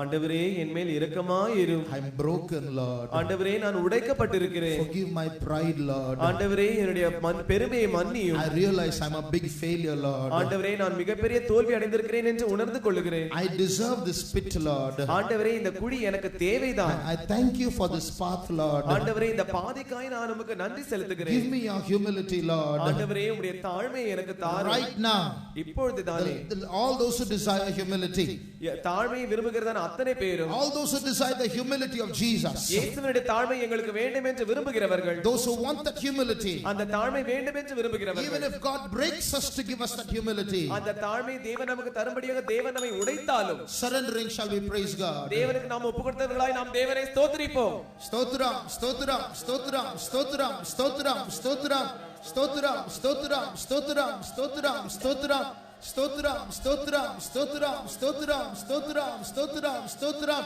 Praise the Lord. We praise you, we praise you, we praise you, we praise you.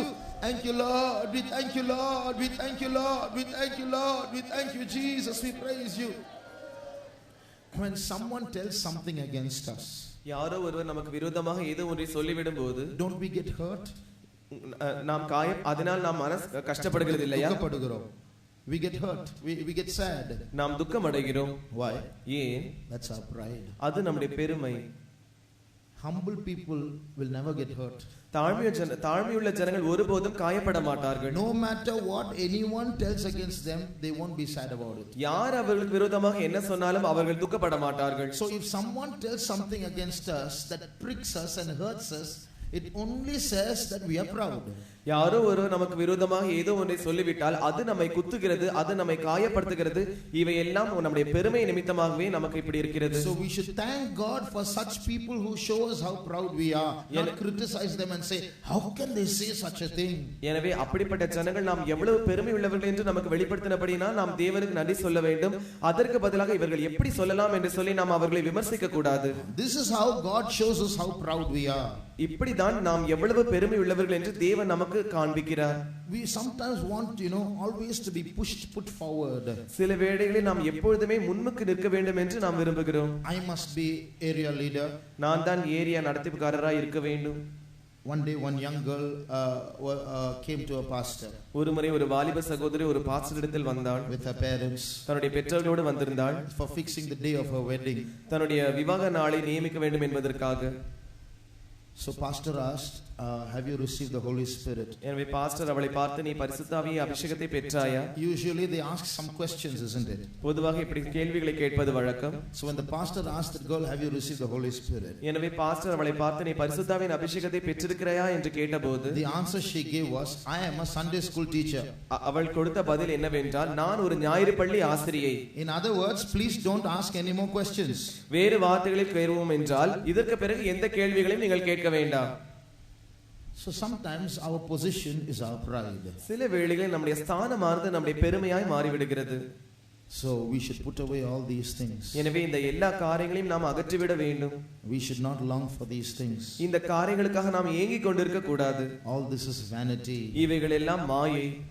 We should only want to be humble before God. நாம் தேவனுக்கு முன்பாக தாழ்மையுள்ளவர்களாக மாத்திரம்தான் இருக்க வேண்டும். Only such people will be promoted to the throne. அப்படிப்பட்ட ஜனங்கள் தான் சிங்காசனத்திற்கு உயர்த்தப்படுவார்கள். That's the first test that we have to pass, the test of humility, the pit test. நாம் தேர்ச்சி அடைய வேண்டியதான முதலாவது சோதனை இந்த சோதனை, தாழ்மைக்குரியதான சோதனை, குழியில் போடப்படுகிறதான சோதனை. The second test that we have to pass, நாம் தேர்ச்சி அடைய வேண்டியதான இரண்டாவது சோதனை is the Potiphar test. அது போத்திபாரின் சோதனை, or the test of holiness. இல்லாவிட்டால் பரிசுத்தத்திற்குரியதான சோதனை.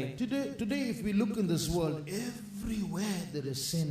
இன்று நாம் இந்த உலகத்தில் பார்க்கும்போது எங்கும் பாவத்தால் நிறைந்திருக்கிறது. India was once a holy country. ஒரு காலத்தில் இந்தியா ஒரு தூய்மையான தேசமாய் இருந்தது. Indian society was once a society that resisted sin. இந்திய சமுதாயமானது ஒரு காலத்தில் பாவத்தை எதிர்த்ததான ஒரு சமுதாயமாய் இருந்தது. But today India is getting westernized. ஆனால் இன்று இந்தியா தேசமானது மேற்கத்திய தேசத்தை போல மாறி வருகிறது. India is absorbing foreign culture. India மேற்கத்திய கலாச்சாரங்களை அது பின்பற்றிக் கொண்டிருக்கிறது. Society is becoming a permissive society. That means they are saying everything is okay now. சமுதாயமானது எல்லா காரியங்களையும் அனுமதிக்கிறது, எல்லாம் சரி என்று சொல்லிக் கொண்டிருக்கிறது. What was sin a few years ago is style today. சில வருஷங்களுக்கு முன்பாக எது பாவம் என்று சொல்லப்பட்டதோ இந்த நாட்களில் அதுதான் ஸ்டைலா இருக்கிறது. When India is becoming like this, India இப்படி மாறிக்கொண்டிருக்கும் போது, when the world is becoming like this, உலகமானது இப்படி மாறிக்கொண்டிருக்கும் போது, when everything is okay for everybody, எல்லாருக்கும் எல்லாம் சரி எல்லாம் வேண்டும் என்று சொல்லிக் கொண்டிருக்கும் போது, brother sister, are our standards changing? சகோதரனே சகோதரி, நம்முடைய அளவுகோல் மாறிக்கொண்டிருக்கிறதா? Are we trying to change our standards and go against the word of God? நாம் நம்முடைய அளவுகோல்களை மாற்றி தேவனுடைய வார்த்தைக்கு விரோதமாய் போகிறோமா? Everything may be okay for the world, but everything is not okay for a child of God. உலகத்திற்கு எல்லா காரியமும் சரியாக தோன்றும், ஆனால் எல்லா காரியமும் ஒரு தேவனுடைய பிள்ளைக்கு சரியா இருக்காது. Today it is a challenge for people to become unspotted in this world. இன்று உலகத்தில் ஜனங்கள் கரைப்படாதவர்களாக வாழ்வது ஒரு மிகப்பெரிய சவாலா இருக்கிறது. In your class, in your college, in your workplace, in your neighborhood, amongst your relatives, Everyone might go astray, but you are different. உங்களுடைய வகுப்பில், உங்களுடைய கல்லூரியில், உங்களுடைய பள்ளியில், உங்களுடைய அயலகத்தாருடைய வீட்டில், உங்களுடைய உறவின் முறையாரில் யார் வேண்டுமானாலும் அவர்கள் வழித்து விலகி போகலாம். ஆனால் நீங்கள் அப்படி போக முடியாது. The sins that touch them, the sins that rule them will fight against us.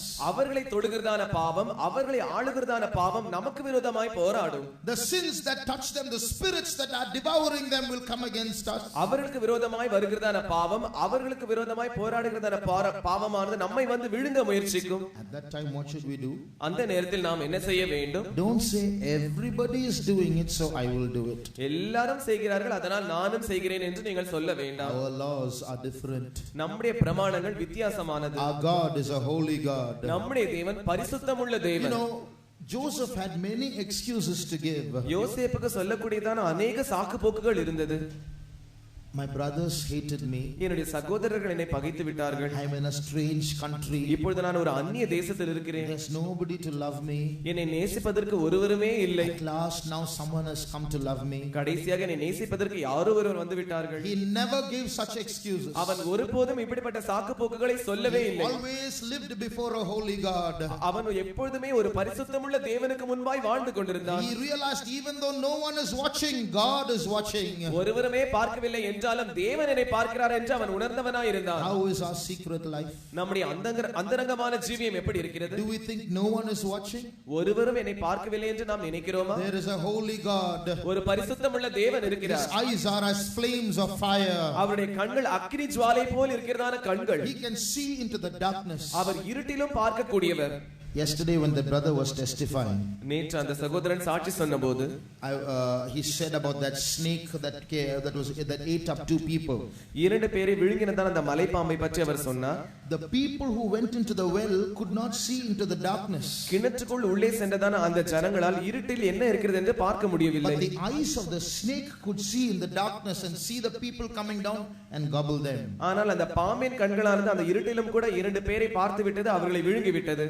Animals' eyes can see in the darkness, humans cannot. விலங்குகளுடைய கண்கள் இருட்டில் பார்க்கக்கூடியதா இருக்கிறது, ஆனால் மனுஷனுடைய கண்களால் அப்படி பார்க்க முடியாது. Men's eyes can see only in the light. மனுஷனுடைய கண்கள் வெளிச்சத்தில் இருந்தால் தான் பார்க்க முடியும். God's eyes can see in the light, can see in the darkness. God's eyes can see every thought that travels in our mind. தேவனுடைய கண்கள் வெளிச்சத்திலும் பார்க்கும், அது அந்தகாரத்திலும் பார்க்கக்கூடியதா இருக்கிறது. நம்முடைய எண்ணங்கள், யோசனைகளில் வருகிறதான ஒவ்வொரு எண்ணத்தையும் அவர் பார்க்கக்கூடியவரா இருக்கிறார். So we stand before such a God. எனவே அப்படிப்பட்ட தேவனுக்கு முன்பாக தான் நாம் நின்று கொண்டிருக்கிறோம். What kind of excuses are we going to give to such a God? அப்படிப்பட்ட தேவனுக்கு நாம் என்ன வகையான சாக்கு போக்குகளை சொல்ல முடியும்?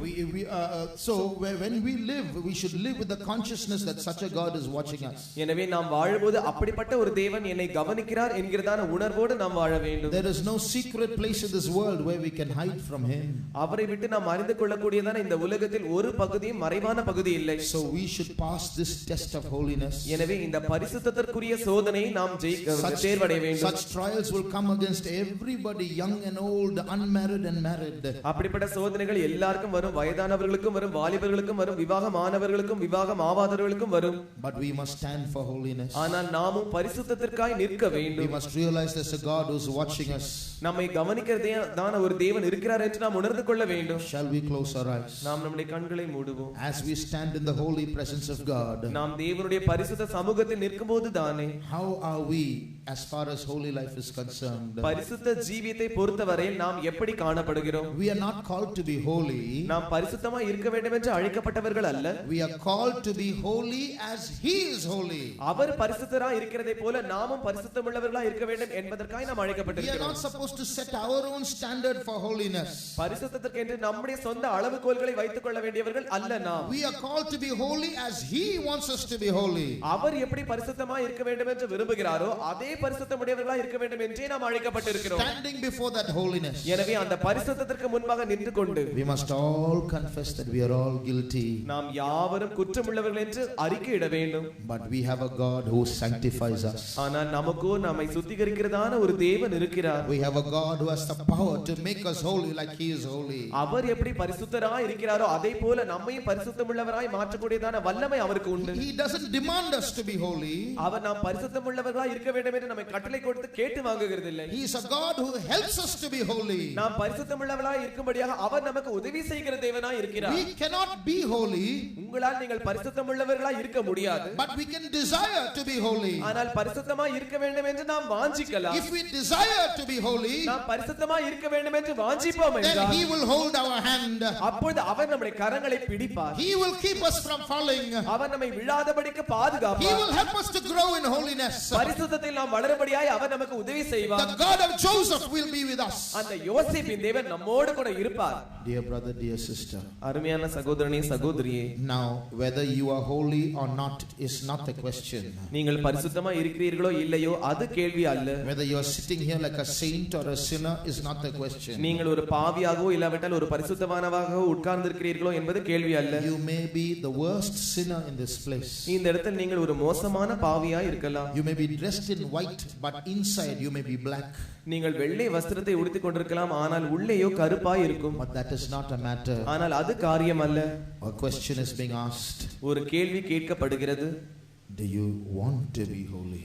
நீங்கள் பரிசுத்தமாய் இருக்க விரும்புகிறீர்களா? Do you want to be holy? நீங்கள் பரிசுத்தமாய் இருக்க விரும்புகிறீர்களா? If you want to be holy, then you may lift up your hand. நீங்கள் பரிசுத்தமாய் இருக்க வேண்டும் என்று விரும்பினால் உங்கள் கரங்களை உயர்த்தலாம். Before the holy God we are all sinners. அந்த பரிசுத்த தேவனுக்கு முன்பாக நாம் யாவரும் பாவிகள். But if we want to be holy, then our God is a very present help in trouble. ஆனால் நீங்கள் பரிசுத்தமாய் இருக்க வேண்டும் என்று விரும்பினால் நம்முடைய தேவன் ஆபத்தில் அனுகூலமான துணை தருகிற தேவனாய் இருக்கிறார். We should desire not just some holiness but his holiness. நாம் ஏதோ ஒரு பரிசுத்தத்தை வாஞ்சிக்க கூடாது, அவருடைய பரிசுத்தத்தையே நாம் வாஞ்சிக்க வேண்டும். Those who desire his holiness, put up your hands and praise God. அவருடைய பரிசுத்தத்தை வாஞ்சிக்கிறவர்கள் உங்கள் கரங்களை உயர்த்தி தேவனை ஸ்தோத்திரியுங்கள். ஸ்தோத்திரம் ஸ்தோத்திரம் ஸ்தோத்திரம் ஸ்தோத்திரம் ஸ்தோத்திரம் ஸ்தோத்திரம் ஸ்தோத்திரம் ஸ்தோத்திரம் ஸ்தோத்திரம் ஸ்தோத்திரம் ஸ்தோத்திரம்.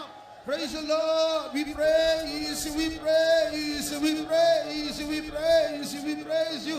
Thank you, Lord. We thank you, Jesus. We praise you. We become holy not because the surrounding becomes holy. நம்முடைய சுற்றுப்புறம் பரிசுத்தமாய் இருக்கிறபடியால் நாம் பரிசுத்தமாய் மாறுகிறதில்லை. We can be in a very clean place where there is nothing unclean around us and still be filthy in our thoughts. நம்முடைய சுற்றுப்புறம் தூய்மையாக எந்த அசுத்தமுமே இல்லாமல் இருந்து நாம் அந்த இடத்தில் இருந்தாலும் கூட நமக்குள் நாம் தூய்மை இல்லாதவர்களாய் இருக்கலாம். At the same time we can be in a very filthy surrounding and we can be holy. அதே நேரத்தில் அசுத்தமான சூழ்நிலைகளும் கூட நாம் இருந்தாலும் பரிசுத்தமுள்ளவர்களாய் இருக்க முடியும். So holiness does not depend on the surrounding. எனவே பரிசுத்தமானது சுற்றுப்புற சூழ்நிலைகளை பொறுத்தது அல்ல. Holiness is something to do with my heart. பரிசுத்தம் என்று சொல்வது என்னுடைய இருதயத்தில் நான் செய்ய வேண்டியதான ஒன்று. If there's holiness inside, nothing outside can touch us. உள்ளே பரிசுத்தம் இருக்கும் என்றால் புறமே இருந்து ஒன்றும் நம்மை தொடாது. That the Lord might give us that holiness once again, shall we praise God. அப்படிப்பட்ட பரிசுத்தத்தை தேவன் நமக்கு தரும்படியாக நாம் மறுபடியும் தேவனை ஸ்தோத்திரிப்போம். ஸ்தோத்திரம் ஸ்தோத்திரம் ஸ்தோத்திரம் ஸ்தோத்திரம் ஸ்தோத்திரம் ஸ்தோத்திரம் ஸ்தோத்திரம் ஸ்தோத்திரம் ஸ்தோத்திரம் ஸ்தோத்திரம் ஸ்தோத்திரம். Praise you, Lord. We praise you, we praise you, we praise you, we praise you, we praise you. Thank you, Lord. We thank you, Jesus. So the first test is the pit test, the test of humility. முதலாவது சோதனை குழியில் போடப்படுகிறதான சோதனை, தாழ்மைக்குரியதான சோதனை. The second test is the Potiphar test, the test of holiness. இரண்டாவது சோதனை போத்திபாரின் சோதனை, பரிசுத்தத்திற்குரிய சோதனை. The third test is the prison test, the test of patience. மூன்றாவது சிறைச்சாலையில் போடப்படுகிறதான சோதனை, பொறுமையை சோதிக்கிறதான சோதனை. From Potiphar's house, Joseph was sent to the prison. போத்திபாரின் வீட்டிலிருந்து யோசேப்பு சிறைச்சாலைக்கு அனுப்பப்பட்டான். There he was like a person forgotten. அங்கே ஏதோ மறக்கப்பட்ட நபரை போல அவன் காணப்பட்டான். The pit test got over quickly. குழி சோதனையானது சீக்கிரமாய் முடிந்துவிட்டது. The Potiphar test got over quickly. போத்திபாரின் சோதனையும் சீக்கிரமாய் முடிந்துவிட்டது. But Joseph had to spend about 12 years in prison. ஆனால் யோசேப்பு சிறைச்சாலையில் 12 வருஷங்களை கழிக்க வேண்டியதா இருந்தது. This is a test of patience. இதுதான் பொறுமையின் சோதனை. Some of our trials are like endless trials. நம்மில் சிலருடைய சோதனைகளானது முடிவில்லாத சோதனைகளை போல் இருக்கிறது. Some trials are going on 5 years, 10 years, 15 years. சில சோதனைகள் 5 வருடங்கள், 10 வருடங்கள், 15 வருடங்கள் நீடிக்கிறது. When is this going to come to an end? எப்பொழுது இது ஒரு முடிவுக்கு வர போகிறது? That's what we ask. இதைதான் நாம் கேள்வியாய் கேட்கிறோம். Oh God, when is this going to end? தேவனே, இது எப்பொழுது முடிய போகிறது? Am I going to live like this all my life? நான் என்னுடைய வாழ்க்கை முழுவதும் இப்படியே வாழ வேண்டுமா? Even God seems to be silent. தேவன் கூட மௌனமாய் இருக்கிறார். 10 years Joseph spent in that prison. அந்த சிறைச்சாலையில் 10 வருஷங்கள் யோசேப்பு கழித்தான். He got forgotten. அவன் மறக்கப்பட்டு விட்டான். Who is there to think of Joseph? யோசேப்பை பற்றி நினைப்பதற்கு அங்கே யார் இருந்தார்கள்? Finally Joseph got a chance. கடைசியாக யோசேப்புக்கு ஒரு தருணம் வந்தது. One prisoner is now going to stand before the king again. அங்கே இருக்கிறதான ஒரு சிறை கைதி மறுபடியுமாய் அந்த ராஜாவிற்கு முன்பாய் போய் நிற்க போகிறான். His prison mate is going to see the king. அவனோடு கூட சிறையில் இருந்ததான அந்த சிறை கைதி இப்பொழுது ராஜாவை போய் பார்க்க போகிறான். So Joseph told that prison mate. எனவே யோசேப்பு தன்னோடு கூட சிறையில் இருந்ததான அந்த கைதியின் இடத்தில் இப்படி சொன்னான். When you go to the king, please tell him about me, that I am here without a cause. நீ ராஜாவினிடத்தில் போகும்போது தயவு செய்து என்னுடைய விஷயங்களை பற்றி நீ சொல்ல வேண்டும். நான் இங்கே வருவதற்கு எந்த காரணமும் இல்லை. Please tell him to bring me out. தயவு செய்து என்னை வெளியே கொண்டு வரும்படியாக நீ அவரிடத்தில் சொல்ல வேண்டும். When that prison mate was released, அந்த கூட இருந்ததான அந்த சிறை கைதி விடுதலையாக்கப்பட்ட போது he forgot. அவன் மறந்து விட்டான். That is a test of patience. அதுதான் பொறுமைக்குரியதான சோதனை. You go here for deliverance, you go there for deliverance, nothing happens, all doors are closed. விடுதலைக்காக நீங்கள் அங்கே செல்கிறீர்கள், விடுதலைக்காக நீங்கள் இங்கே செல்கிறீர்கள், ஒன்றும் நடக்கிறதில்லை, எல்லா கதவுகளும் அடைக்கப்பட்டிருக்கிறது. 1 year passes, 2 years pass, nothing happens, all doors are closed. ஒரு வருஷம் கழிக்கிறது, 2 வருஷம் கழிக்கிறது, ஒன்றுமே நடக்கவில்லை, எல்லா கதவுகளும் அடைக்கப்பட்டு விட்டது. It looks like you're going to spend your whole life like this. உங்களுடைய முழு வாழ்க்கையும் இப்படியே கழிக்க போகிறோம் என்பதை போல தோன்றுகிறது. At that time, அந்த நேரத்தில் what was Joseph's reaction? யோசேப்பினுடைய பிரதிக்கிரியை என்ன? How much I trusted God. நான் தேவனை எவ்வளவு நம்பினேன். This is what he does. இதைதான் அவர் செய்கிறாரா? When I was in my old religion, I was all right. என்னுடைய பழைய மதத்தில் இருந்தபோது எல்லாம் நன்றாய் நடந்தது. Some people say after coming to this church only all my problems started. சில ஜனங்கள் சொல்லுகிறார்கள், இந்த சபைக்கு வந்த பிறகுதான் என்னுடைய பிரச்சனைகள் எல்லாம் ஆரம்பித்து விட்டது. Joseph could have complained. யோசேப்பு அப்படி புகார் செய்திருக்கலாம். But he never complained. ஆனால் அவன் ஒருபோதும் புகார் செய்யவில்லை. He continued to trust his God. அவன் தன்னுடைய தேவனை நம்ப ஆரம்பித்தான், தொடர்ந்து நம்பினான். 5 years or 10 years he continued to trust his God. 5 வருஷமோ 10 வருஷமோ அவன் தொடர்ந்து தன்னுடைய தேவனை நம்பினான். He got forgotten by his prison mate, but he continued to trust his God. தன்னோடு கூட இருந்த அந்த சிறை கைதியினால் அவன் மறக்கப்பட்டான். In the same way, அதே போலவே when we go through many paths unending, நாம் முடிவில்லாததான பல வகையான பாதைகளின் வழியாய் போகும்போது God is testing our patience. தேவன் நம்முடைய பொறுமையை சோதிக்கிறார். Are we going to endure for 2-3 years and then explode? 2-3 வருடங்கள் சகித்துக்கொண்டு அதற்கு பிறகு நாம் வெடிக்க போகிறோமா? Are we going to trust God for a few days and after that deny him? சிறிது நாட்கள் தேவனை நம்பிவிட்டு அதற்கு பிறகு அவரை மறுதலிக்க போகிறோமா? Are we going to say Jesus Jesus for a few days and when nothing happens run to men for help? கொஞ்ச நாட்களுக்கு என்று இயேசு இயேசு என்று சொல்லிவிட்டு சிறிது நாட்கள் கழித்து நாம் மனுஷர்களை நாடி உதவிக்காய் போக போகிறோமா? Few days, few months, go to the pastor and pray. If no sickness is healed, go to the doctor. சில நாட்கள் சில மாதங்கள் பாஸ்டரிடத்தில் போய் வியாதிக்காக ஜெபித்துவிட்டு வியாதி சுகமாகவில்லை என்றால் ஆஸ்பத்திரிக்கு போக போகிறோமா? Then we have failed in the patience test. அப்படியாக இருக்கும் என்றால் அந்த பொறுமைக்குரிய சோதனையில் நாம் தோல்வி அடைந்து விட்டோம். So God should give us patience. எனவே தேவனே நமக்கு பொறுமையை தர வேண்டும். There is a reason why God is training us in patience. தேவன் ஏன் நம்மை பொறுமைக்கென்று பயிற்சிக்கிறார் என்பதற்கு ஒரு காரணம் உண்டு. God wants to test us how much we trust him. நாம் எவ்வளவு அவரை நம்புகிறோம் என்பதை பற்றி தேவன் நம்மை சோதிக்க வேண்டும். Do we trust him till the end? நாம் முடிவு பரியந்தம் அவரை நம்புகிறோமா? Do we trust him whether he does it or does not do it for us? அவர் நமக்கு செய்தாலும் செய்யாவிட்டாலும் அவரை நம்புகிறோமா? Based on how we pass that test of patience is our promotion. அந்த பொறுமைக்குரிய சோதனையில் நாம் எப்படி தேர்ச்சி அடைகிறோம் என்பதை அடிப்படையாக வைத்துக் கொண்டுதான் நம்முடைய உயர்வு நமக்கு வரும். 1 minute shall we close our eyes? ஒரு நிமிடம் நாம் நம்முடைய கண்களை மூடுவோம். How many of us have murmured in our trials? நம்மில் எத்தனை பேர் நம்முடைய சோதனை நேரத்தில் முறுமுறுத்து இருக்கிறோம்? How many of us have questioned God in our trials? நம்மில் எத்தனை பேர் நம்முடைய சோதனையின் வேளையில் தேவனை கேள்வி கேட்டிருக்கிறோம்? How many of us have been fed up in our trials? எத்தனை பேர் நம்முடைய சோதனையில் சலித்து போயிருக்கிறோம்? It's because we have failed in our patience test. இது நம்முடைய பொறுமைக்குரிய சோதனையில் நாம் தோல்வி அடைந்து விட்டபடியினால் இப்படி நடந்தது. May God forgive us. தேவன் தாமே நம்மை மன்னிப்பாராக. In the next trial, அடுத்த சோதனை, like Job said, யோபு சொன்னதை போல, even if he slay me, I will trust in him. அவர் என்னை கொன்று போட்டாலும் நான் அவரில் நம்பிக்கையா இருப்பேன். Like Shadrach, Meshach and Abednego said, Shadrach, Meshach, Abednego சொன்னதை போல, even if he does not deliver us, we will trust in him. அவர் எங்களை விடுவிக்காமற் போனாலும் நாங்கள் அவர் மேல் நம்பிக்கையா இருப்போம். We should pass the test of patience. இந்த பொறுமைக்குரிய சோதனையில் நாம் தேர்ச்சி அடைய வேண்டும். No complaints, Lord. ஆண்டவரே, எந்த புகாரும் இல்லை. I still love you. ஆண்டவரே, இன்னும் நான் உம்மை நேசிக்கிறேன். Even if you are not going to answer me, Lord, ஆண்டவரே, நீர் எனக்கு பதில் சொல்லாமல் போனாலும் I will still love you. நான் இன்னும் உம்மை நேசிப்பேன். For what you have already done for me, Lord, ஆண்டவரே, நீர் ஏற்கனவே எனக்கு என்ன செய்தீரோ, I will give my life for you and be faithful to you till the end. ஆண்டவரே, நான் இந்த வாழ்க்கையை உமக்கு கொடுத்து முடிவு பரியந்தம், கடைசி பரியந்தம் நான் உமக்கு உண்மையா இருப்பேன். Dear brother, dear sister, அருமையான சகோதரனே, சகோதரி, can you trust your God? உங்களுடைய தேவனை உங்களால் நம்ப முடிகிறதா? Whether he speaks or not, is he trustworthy?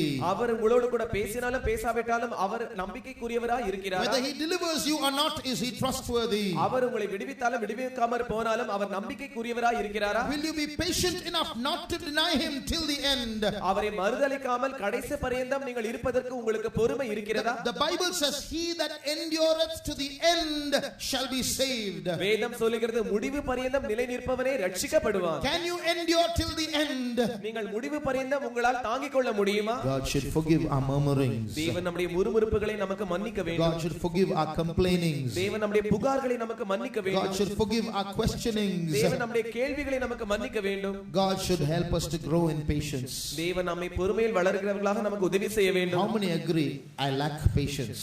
எனக்கு பொறுமை இல்லை என்று எத்தனை பேர் ஒத்துக்கொள்கிறீர்கள்? How many say, yes, I have lost my patience and murmured? ஆம், என்னுடைய பொறுமையை நான் இழந்துவிட்டு முறுமுறுத்திருக்கிறேன் என்று எத்தனை பேர் சொல்லுகிறீர்கள்? Such people may lift up their hands as a sign of their confession. அப்படிப்பட்டவர்கள் தங்கள் அறிக்கையின் அறிகுறியாக தங்கள் கரங்களை உயர்த்தலாம்.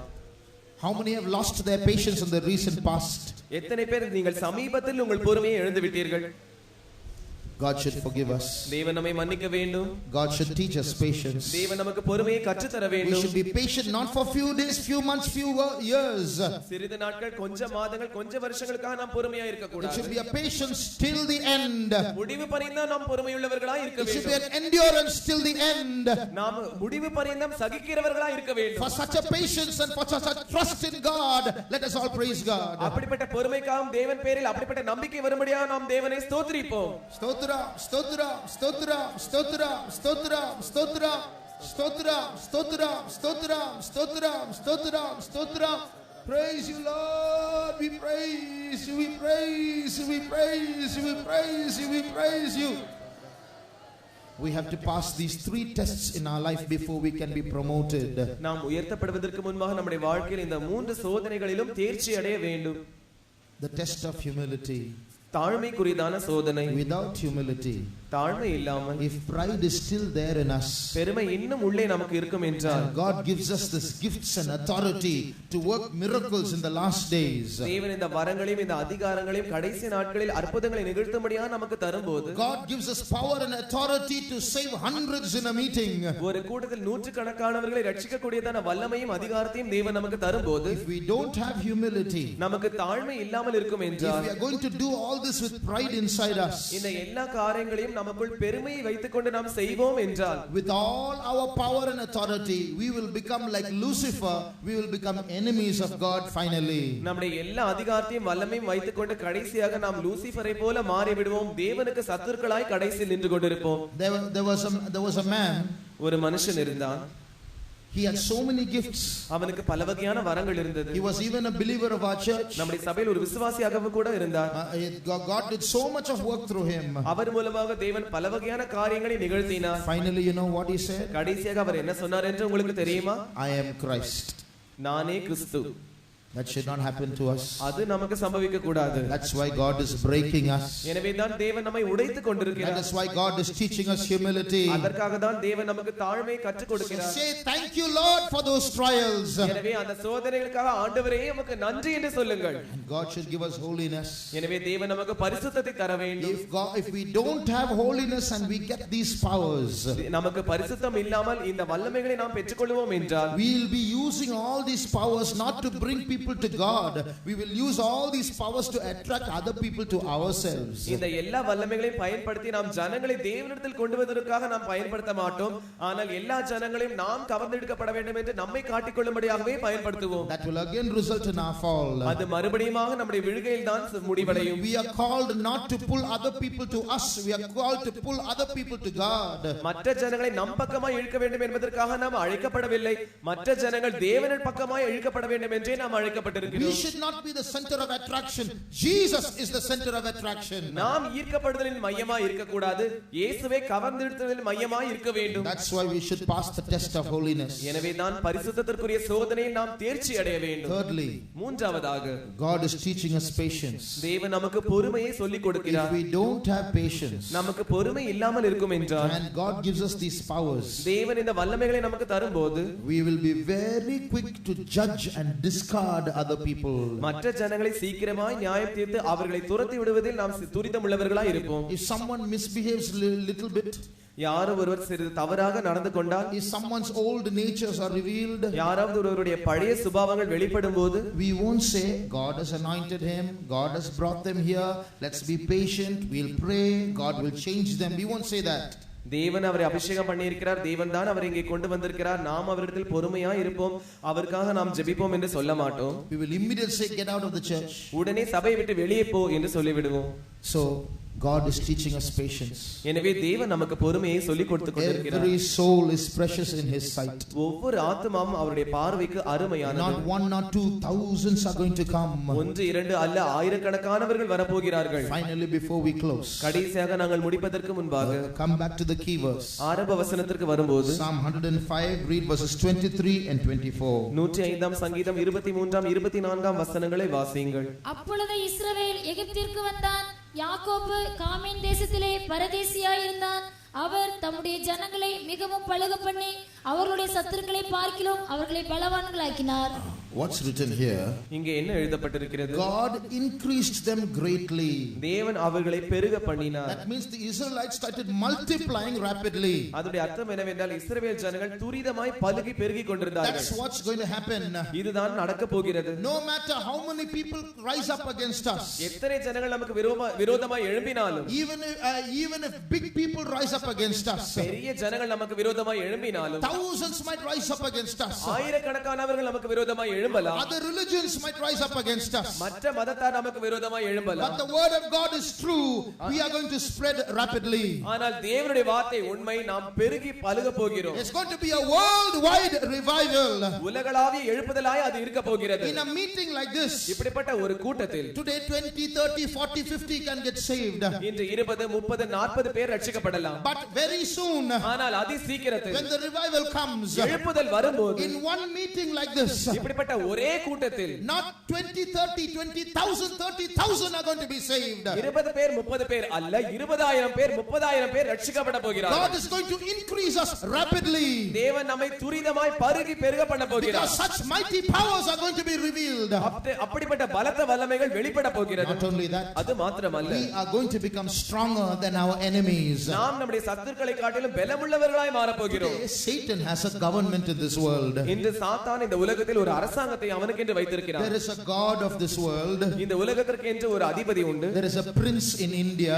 இந்தியாவிற்கென்று ஒரு அதிபதி உண்டு. There is a prince for Tamil Nadu. தமிழ்நாட்டிற்கென்று ஒரு அதிபதி In உண்டு. the same way, there is a prince in Dindigul. திண்டுக்கலுக்கு ஒரு அதிபதி உண்டு. But God is going to make us stronger than those enemies. ஆனால் அந்த சத்துருக்களை காட்டிலும் தேவன் நம்மை பலமுள்ளவர்களாய் மாற்ற போகிறார். God is going to fill us so much with his power. தேவன் தம்முடைய வல்லமையினால் நம்மை அந்த அளவுக்கு நிறைக்க போகிறபடியால் These enemies are going to leave the land and go to other places. இந்த சத்துருக்கள் தேசத்தை விட்டு புறப்பட்டு போய் வேறு இடங்களுக்கு போய் விடுவார்கள். Shall we close our eyes? நாம் நம்முடைய கண்களை மூடுவோம். This day is coming quickly. அந்த நாள் சீக்கிரமாய் வந்து The கொண்டிருக்கிறது. time of revival is coming quickly. எழுப்புதலின் உயிர் மீட்சி நாட்கள் சீக்கிரமாய் வந்து கொண்டிருக்கிறது. Let us grow in humility. நாம் தாழ்மையில் வளருவோமாக. Let us grow in holiness. நாம் பரிசுத்தத்தில் வளருவோமாக. Let us grow in patience. நாம் பொறுமையில் வளருவோமாக. Dear brother, dear sister, அருமையான சகோதரனே சகோதரியே, don't waste your trials, நீங்கள் உங்கள் சோதனைகளை வீணடிக்க வேண்டாம். if you waste your trials, you are wasting your promotion.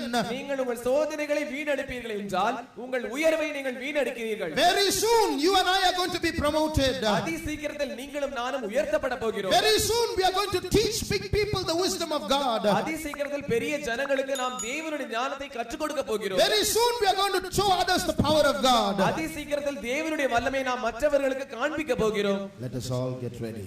நாம் யாவரும் ஆயத்தப்படுவோமாக. May the Lord help us. தேவன் தாமே நமக்கு உதவி செய்வாராக. சத்துருக்கள் முன்பில் எனக்காக பந்திய ஜெயத்தை செய்தார். சத்துருக்கள் முன்பில் எனக்காக பந்திய ஜெயத்தை செய்தார். என்னை தாமே அபிஷேகித்து ஆத்திரம் நிரம்பி வழிய செய்தார். என்னை தாமே அபிஷேகித்து ஆத்திரம் நிரம்பி வழிய செய்தார். சத்துருக்கள் முன்பில் எனக்காக பந்திய ஜெயத்தை செய்தார். சத்துருக்கள் முன்பில் எனக்காக பந்திய ஜெயத்தை செய்தார். என்னை தாமே அபிஷேகித்து ஆத்திரம் நிரம்பி வழிய செய்தார். என்னை தாமே அபிஷேகித்து ஆத்திரம் நிரம்பி வழிய செய்தார். என்னை தாமே அபிஷேகித்து ஆத்திரம்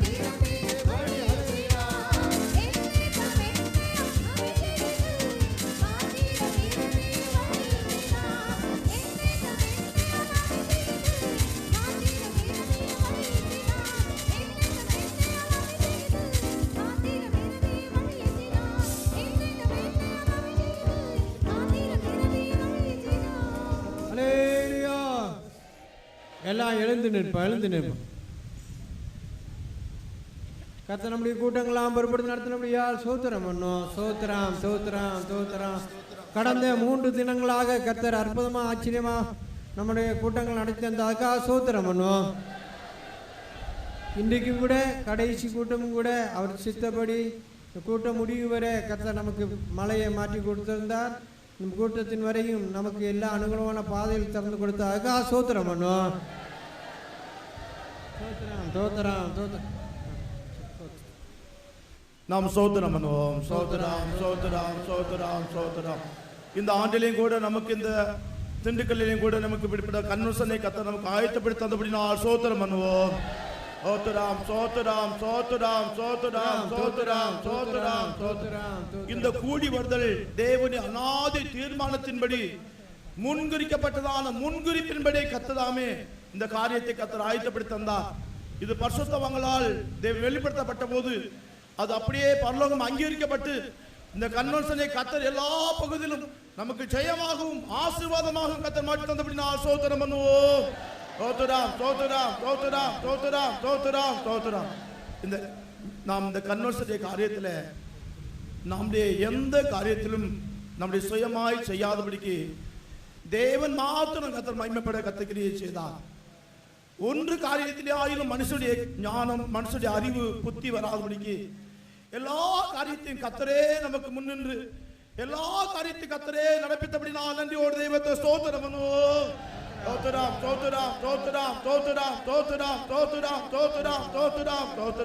இந்த கன்வென்ஷனுக்கு முன்பாக நடந்த பவுனியை கூட கர்த்தர் பொறுப்பெடுத்தார். அந்த கன்வென்ஷனுக்கு முன்பாக அந்த பவுனிக்கு நாங்கள் பெர்மிஷன் கேட்கப்படும் போது உடனே அந்த அதிகாரிகள் நமக்கு எந்த மறுப்பு சொல்லாதபடிக்கு அவளே முன் வந்து எல்லா காரியத்தையும் ஆயத்தப்படுத்தி தந்தார்கள். ஆனால் அதுக்கு முன்பாக நடந்த கூட்டங்களுக்கெல்லாம் எந்த விதமான அனுமதி கொடுக்கப்படாத இருந்த போதும் தேவன் நமக்கு எல்லா பகுதியிலும் மேலான அதிகாரத்திலிருந்து கர்த்தர் நமக்கு எல்லா பகுதியிலும் அனுகூலமாய் கர்த்தர் மாற்றி தந்தார். அதுக்காக நன்றியோடு தெய்வத்தை ஸ்தோத்திரம் பண்ணுவோம்.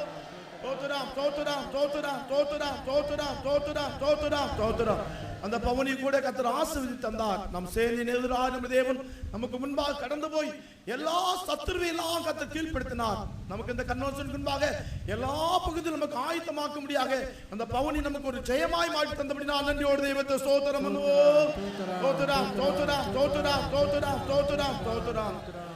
இந்த இடத்தை கூட நாங்கள் கேட்க முடியாது போன போது அவள் சொன்னார், எந்த விதத்துக்கும் மறுப்பும் சொல்லாதபடிக்கு இதை நீங்கள் இலவசமாகவே நீங்கள் எடுத்துக்கொள்ளுங்கள் சொல்லி சொன்னார்கள்.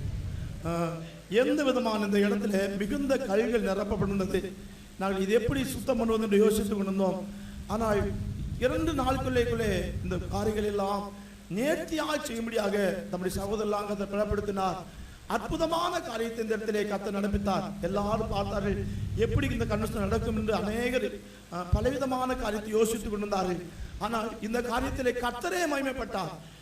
நாங்கள் அல்ல, கர்த்தரே இந்த காரியத்தை செய்தார். அதற்காக நன்றியோடு தெய்வத்தை ஸ்தோத்திரம் பண்ணுவோம்.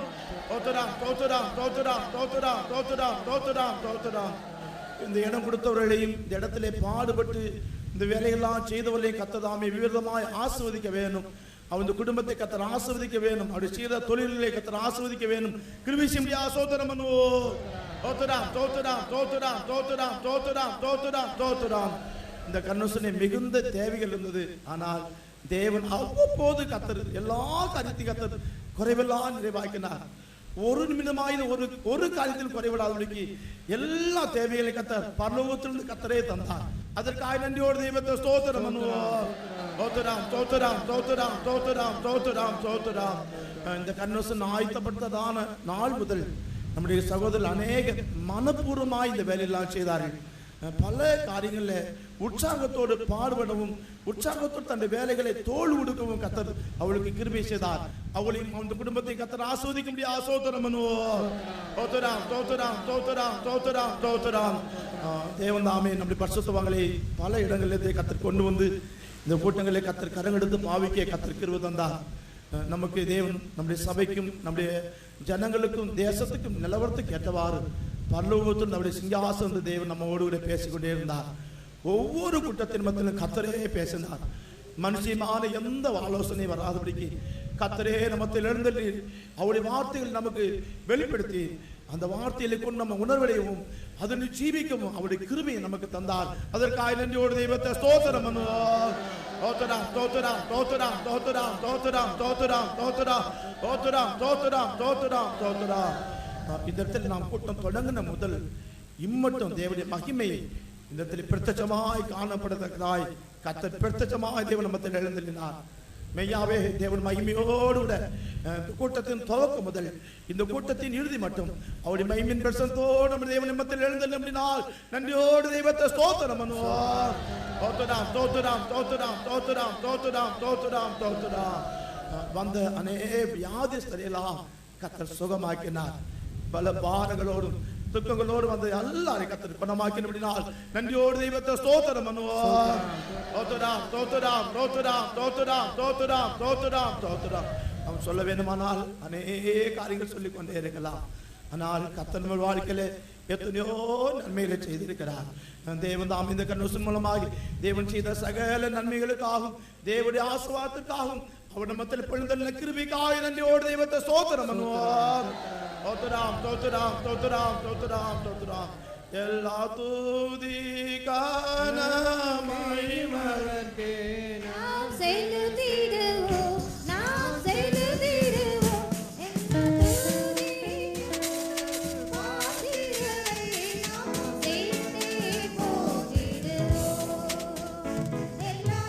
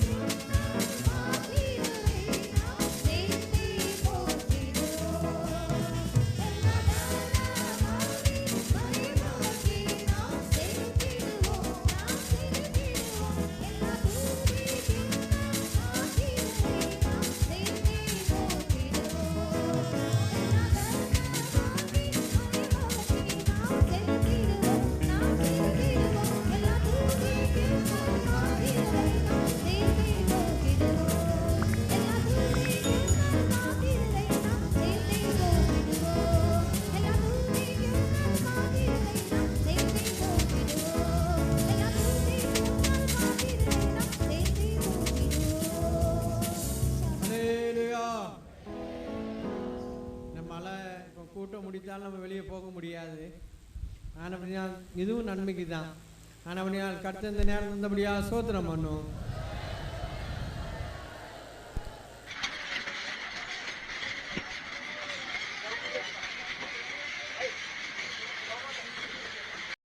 Have a day of being upheld by God's love. Subscribe and press the bell icon below for more biblical creatives. Your subscription and share may bring blessings to many.